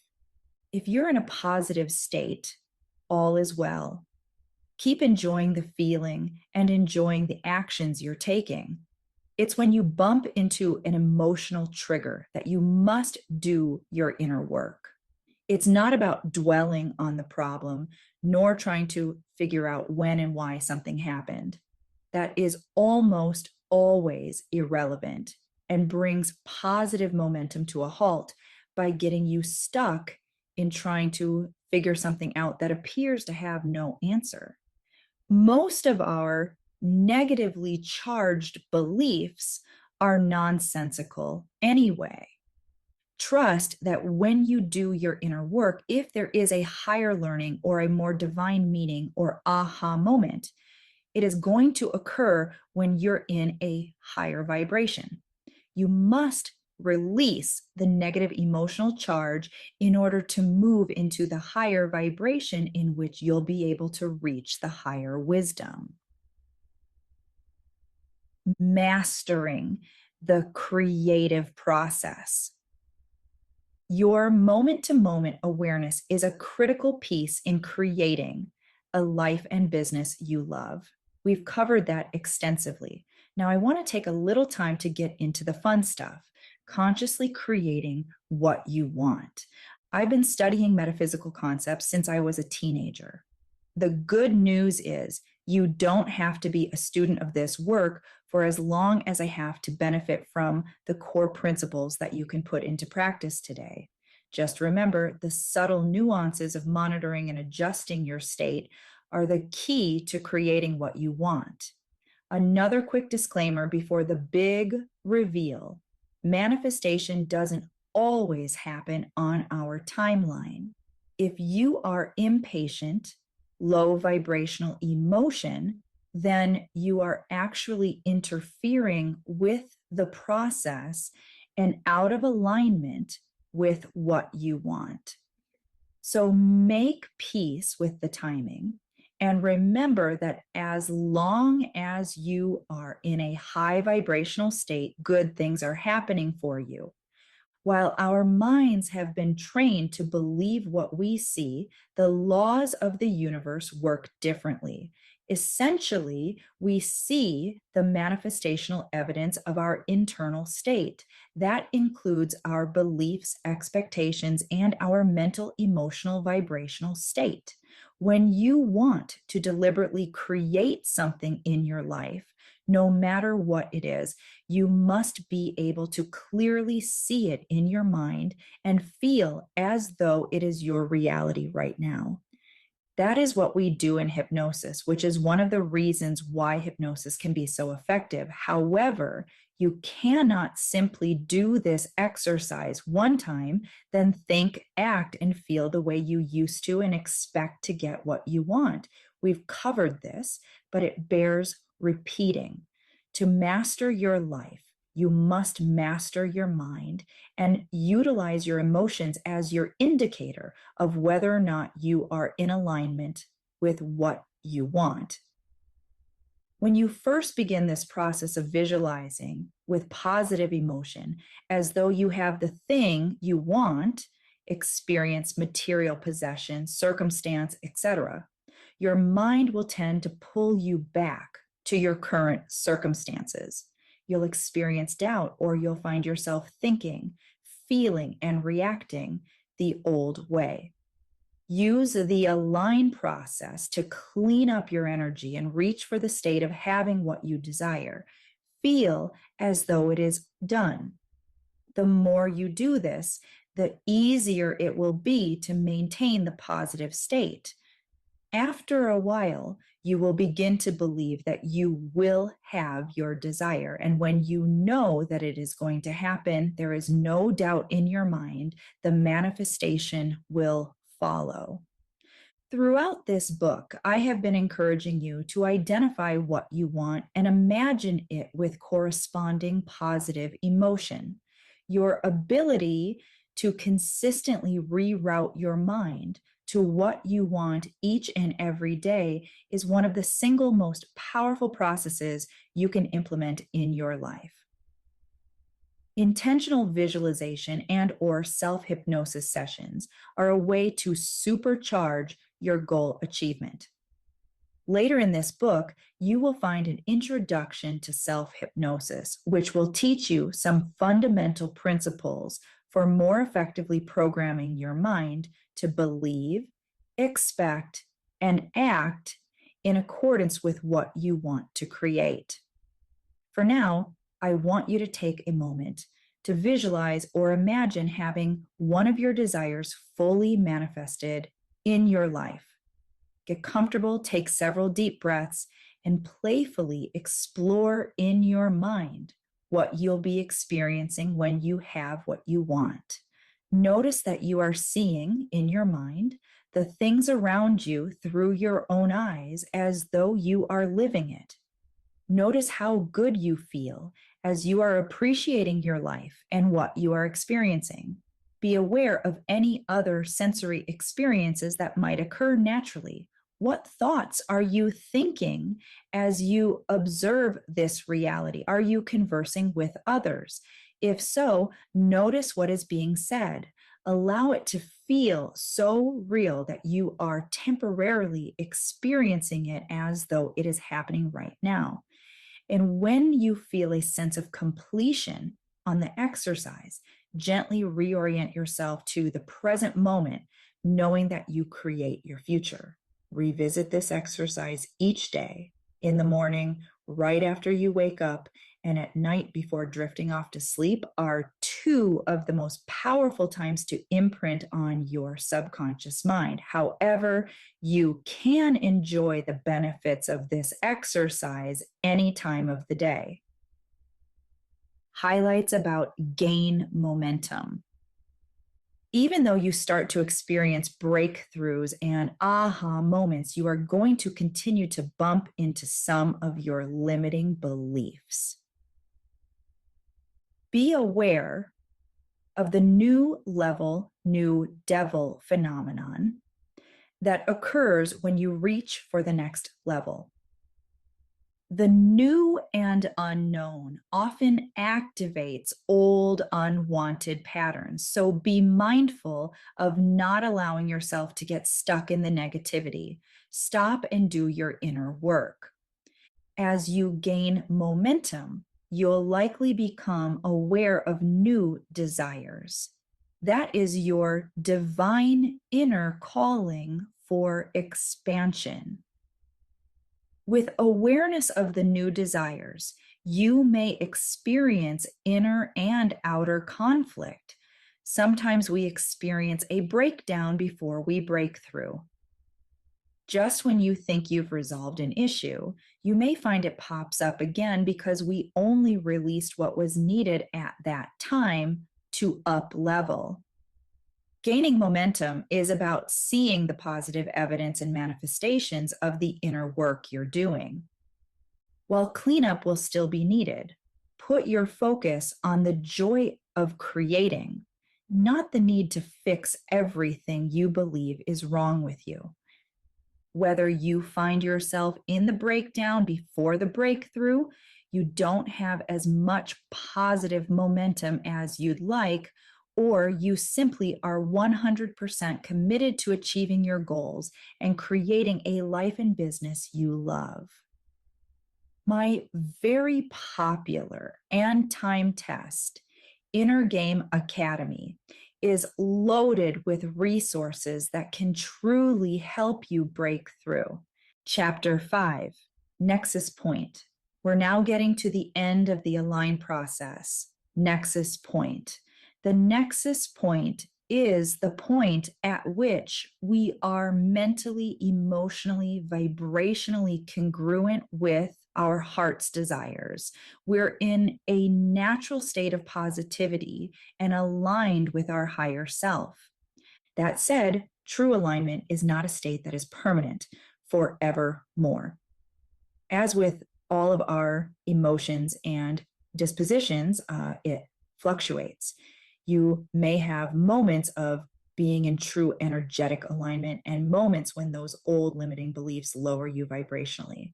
However, what we're ultimately reaching for is more consistent alignment that becomes our dominant point of vibrational attraction. When you're predominantly in alignment, you feel confident, feel a sense of meaning and purpose in your life. Your actions tend to be inspired. Of course, taking the inspired and higher vibrational actions are much more enjoyable and productive. In turn, results tend to be exponentially better than when you find yourself pushing through resistance and grinding through the day, forcing productive output.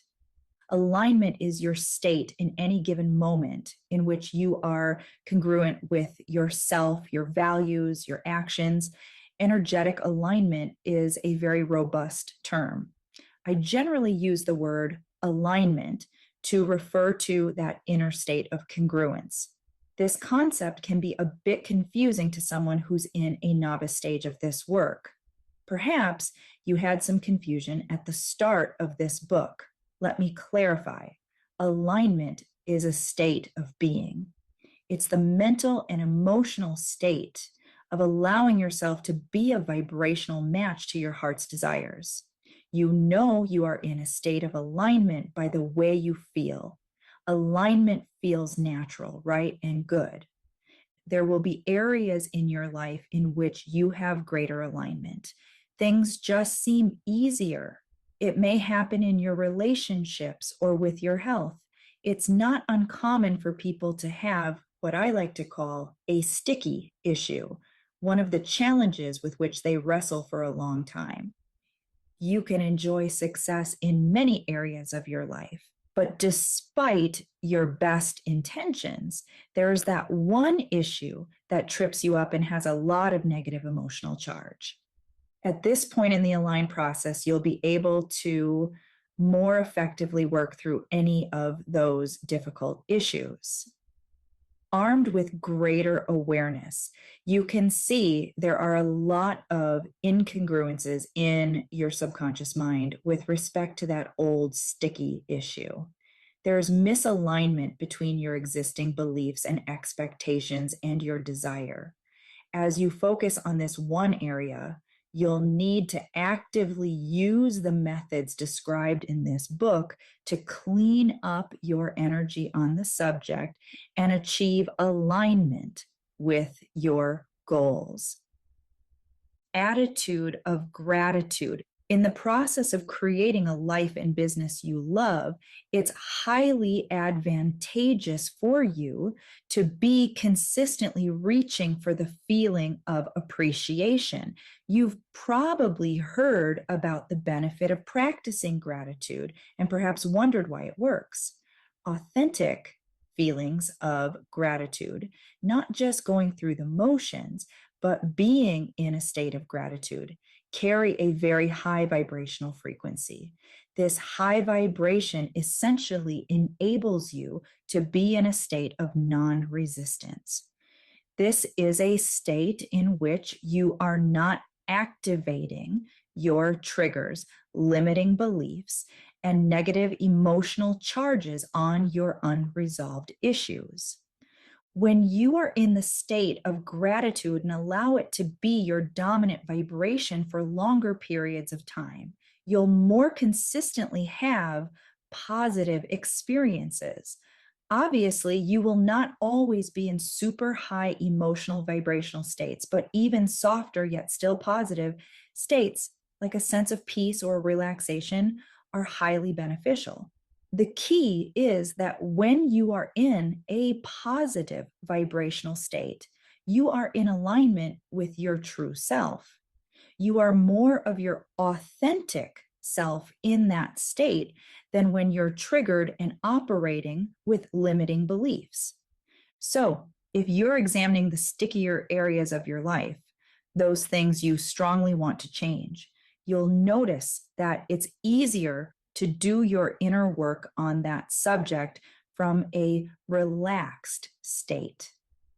I see many people who wait until they're highly negatively emotionally triggered to try to address the issue. I assure you, it is so much easier to release on an old limiting belief when you do not have strong negative emotions.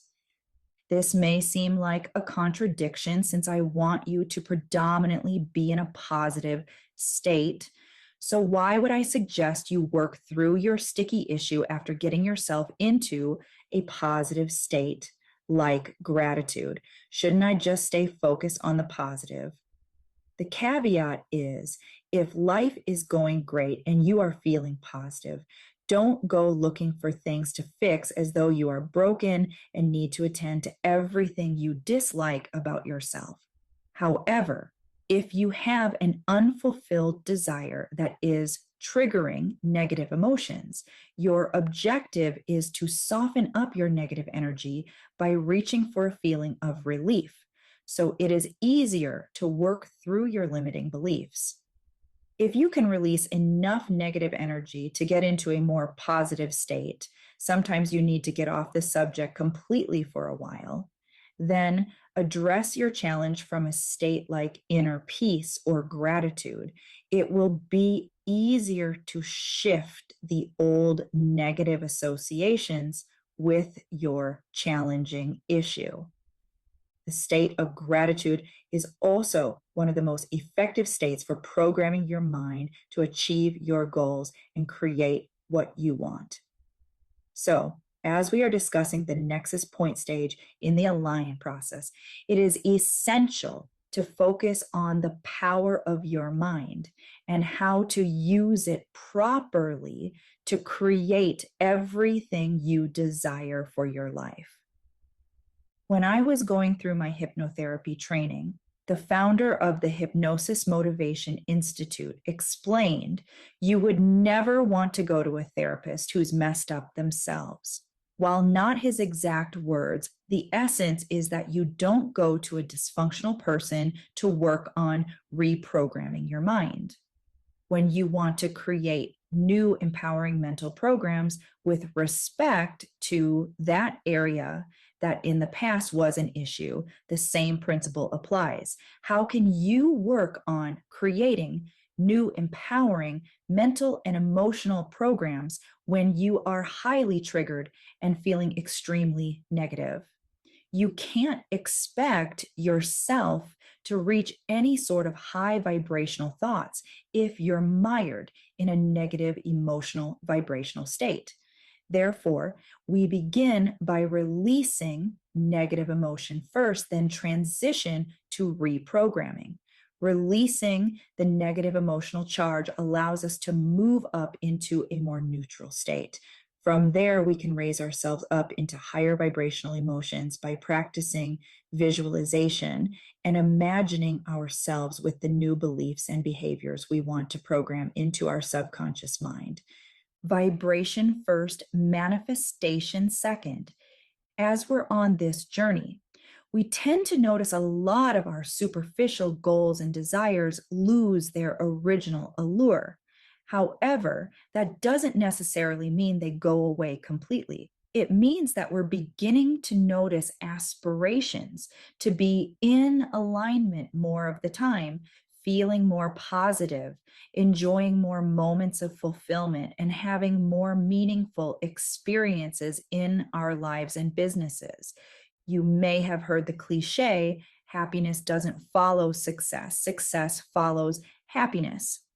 This refers to the energy principle that we covered in the beginning. You can only create that which is a vibrational match. If you are trying to create a successful, thriving business to live happily ever after, but you're miserable along that journey, guess what? You will be miserable when you achieve the success.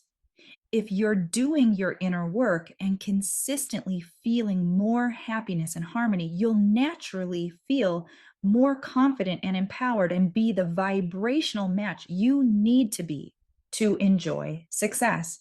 Life will feel good. This is the transformational experience I want you to have. Transformation is going from a lower vibrational state into a higher one. This is the process of transmutation, the state of being changed into another form. Energy cannot be created or destroyed, it can only change. You are essentially becoming an alchemist, but instead of turning lead into gold, you're turning your vibrational state from negative to positive. And I believe that's every bit as valuable as the lead gold analogy. Those old negative frequencies can transmute, and you become empowered to progressively shift that energy to create something wonderful, beautiful, and high vibrational. Isn't that what success is? Stop and think about what the vibrational essence of fulfillment is. Notice how high its vibration is as you're on your journey. Progressively reach for feeling more of this essence, the vibration of what you want to experience. Applying the laws. This is very practical and pragmatic. Notice that I'm not telling you to only sit, meditate, visualize, and wait, hoping that what you want will somehow miraculously manifest in your life.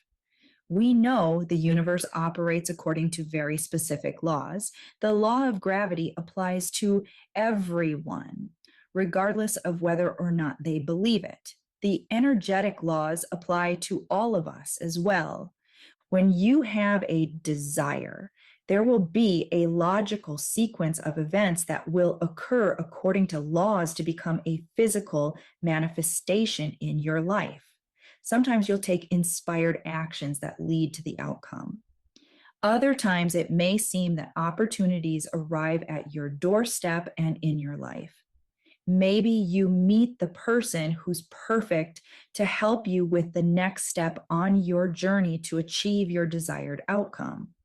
I assure you, 99% of the time, it is coming through what appears to be a very practical source, because that is how the universe operates.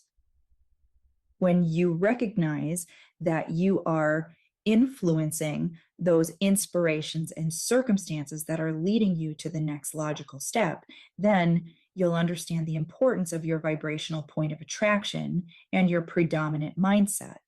Remember, be mindful throughout the day about your emotional state.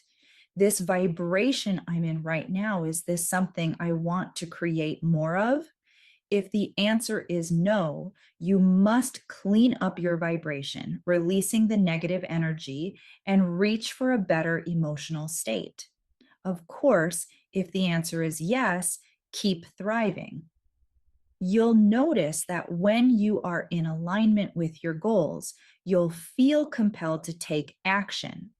You may have heard a lot of people say, this law of attraction thing just doesn't work for me, or I should have achieved my goal by now. You may have been guilty of that comment or thought as well. Only when there's true honesty about the vibrational state you're in does the law of attraction work. Let's face it, the law always works. Whether or not the outcome is positive or negative depends on your own vibrational state. Highlights about Nexus Point. True alignment, the Nexus Point, is never permanent. Although you'll have fluctuations, reach for more consistent alignment and positive vibrational attraction. Authentic gratitude carries a very high vibration. Do not try to reprogram your mind when you are negatively emotionally charged.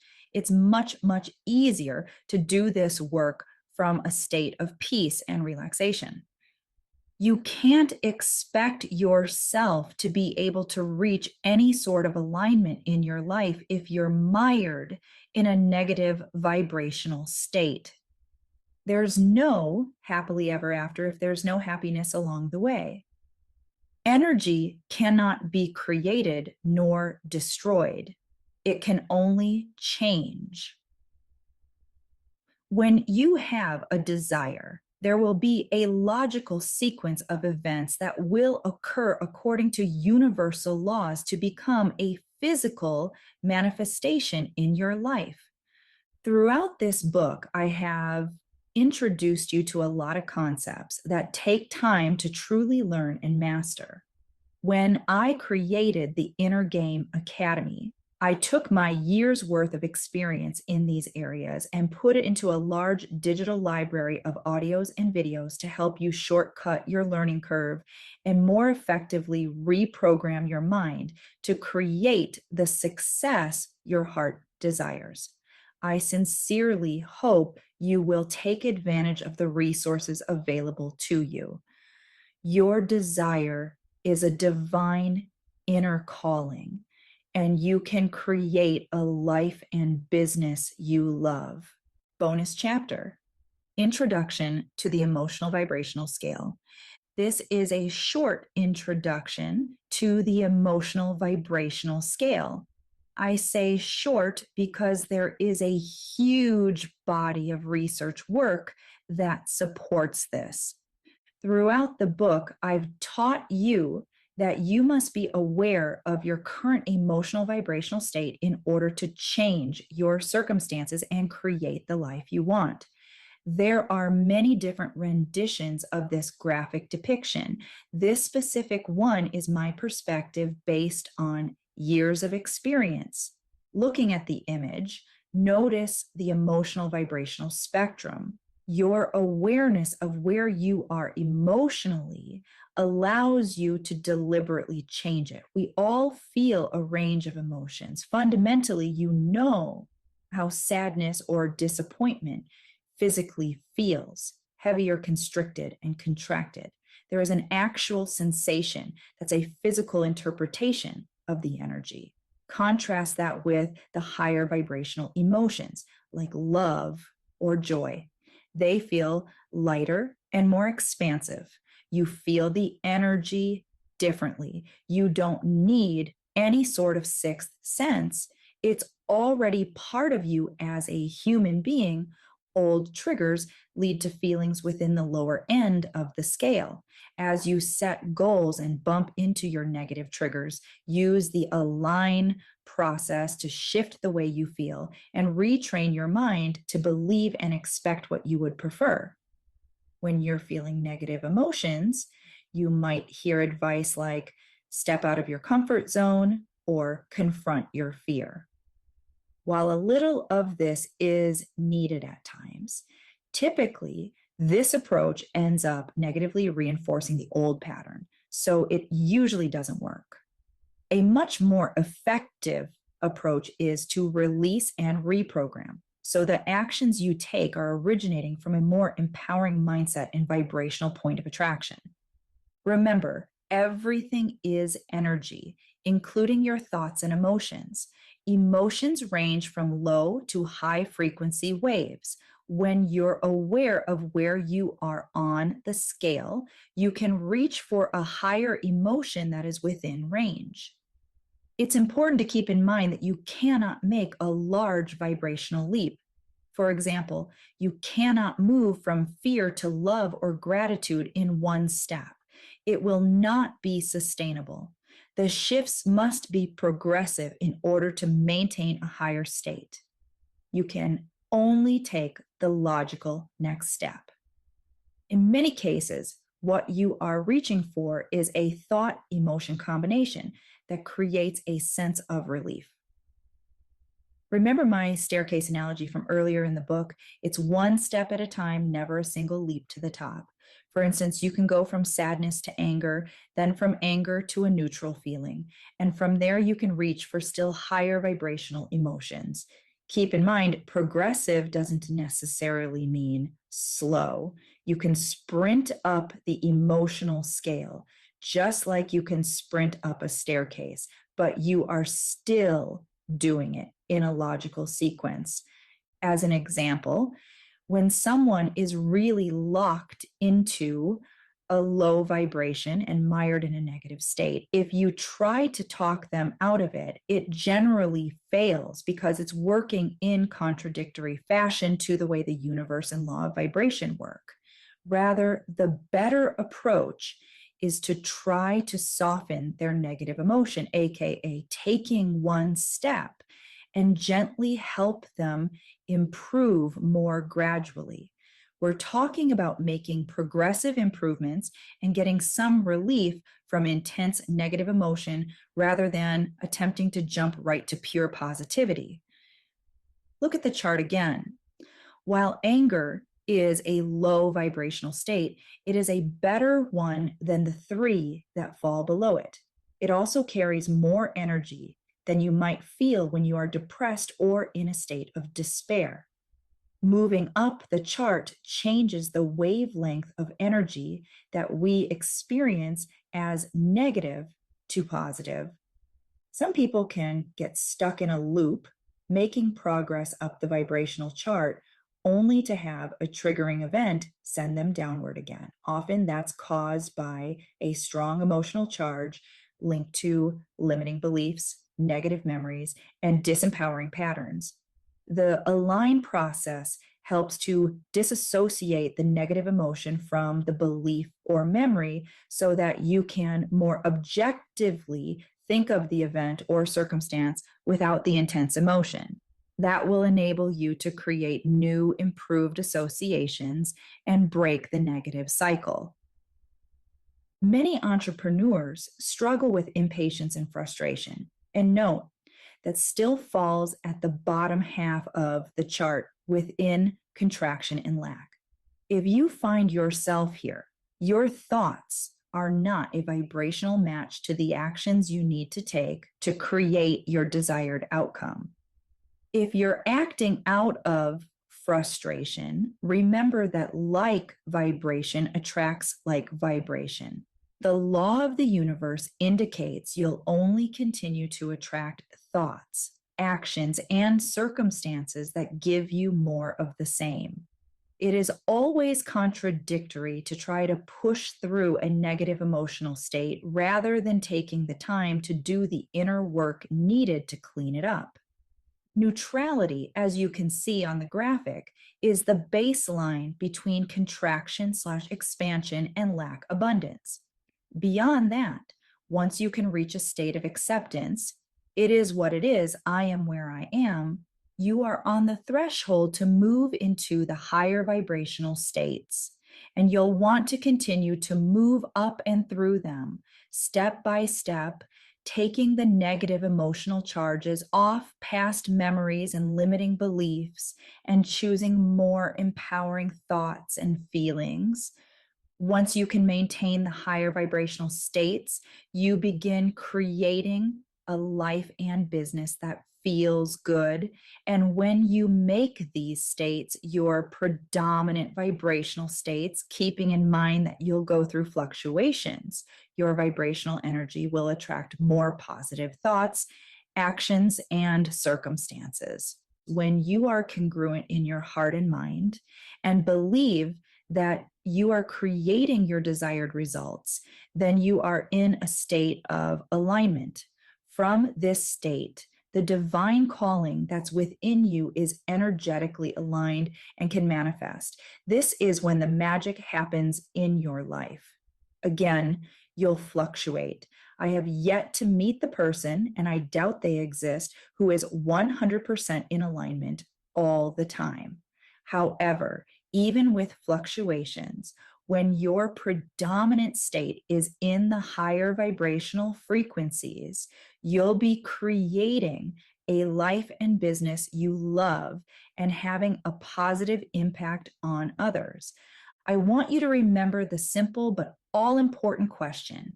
Is this emotional vibrational state one I want to feel more of, to create more of? If not, how would I prefer to feel? What would I prefer to create? You are creating your life. Through your beliefs, expectations, and vibrational point of attraction, your work is the inner work. Master your mind to master your life. Introduction to the tools, Introduction to Emotional Freedom Techniques, EFT. Emotional Freedom Techniques, EFT, also known as tapping, is a powerful tool for releasing fear, stress, and other negative emotions that cause distress and block our success. It is also used for physical pain relief and other types of challenges. The most simplified description is that EFT is a combination of acupressure and psychology. The methodology was derived from Roger Callahan's technique, thought field therapy, that he discovered from his research into ancient Chinese medicine and their understanding of the human energy meridian system. Through a process of gentle tapping on a specific sequence of energy, meridian points on the head, hand, and upper body, we are able to release stuck energy associated with emotionally charged memories and beliefs. Although I am not going to go deep into the background of EFT or even the science behind it in this book, my intention is to offer a brief introduction to the technique and encourage you to either watch the training videos on EFT inside of your Inner Game Academy members area, or learn more from the founder of EFT, Gary Craig, at emofree.com. There are also many practitioners doing various forms of EFT who offer free videos online. EFT is best learned visually and audibly, which why I am only addressing it at a high level. EFT has been one of the most impactful tools for me personally, and I've continued to teach it to my clients since 2006. Introduction to self-hypnosis. Self-hypnosis is another tool that I highly recommend. I will not be going deep into the topic of self-hypnosis in this book. For more on the subject, you can read my book, Hypnosis for Success. There is a digital version of it inside of the Inner Game Academy. For now, I will focus on a brief overview of self-hypnosis and how to begin putting it into practice to help you program your mind to successfully achieve your goals. Excerpt from my book, Hypnosis for Success. Self-hypnosis often takes place unconsciously through self-talk and environmental choices. Effective, positive, intentional self-hypnosis, however, requires repeated effort and practice. It must be remembered that hypnosis is a highly complicated procedure, and learning to hypnotize one's own self may not be as easy as it appears to be. Self hypnosis is not sleep. When practicing self hypnosis, you should be fully aware of what you are doing. This calls for a great deal of clarity, focus, and self control. Self hypnosis can be learned successfully by listening to guided hypnosis audios, practicing the correct methods and procedures to induce the proper state, and or training under a qualified hypnosis practitioner. When learning how to enter into a focused, relaxed state, repetition and a positive attitude are essential. With repetition, you are training your mind to enter the state more quickly and effectively with greater ease and mental discipline. Many people have adopted self hypnosis methods to initiate positive changes and improvements in their lives. But it is important to warn here again that self hypnosis can be unsafe if appropriate safety measures are not taken. Whenever you are putting suggestions into your mind, you want them to be empowering. It is best advised that you do not attempt self hypnosis if you feel emotionally unstable. How to do self hypnosis, provided you are in a healthy mental and emotional state, chose a quiet, comfortable location for your self hypnosis sessions. You can sit in a comfortable chair or recliner or lie down. Note, if you are prone to falling asleep easily, it is more advisable to sit upright in a chair. Before starting, set a positive intention for your session. Establish your goal, desired outcome. Verbalize what you want to visualize yourself achieving and positive suggestions, affirmations. Ensure there will be no distractions. Settle into a comfortable position. Now choose a point above eye level on the ceiling or wall and focus your attention on that spot. As you continue to focus your gaze, you will feel your breathing deepen. This is excellent.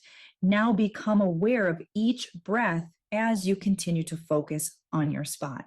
It is normal to feel as though your vision blurs and your eyelids begin to feel heavy. After only a couple of minutes, you will find it is much more comfortable to close your eyes.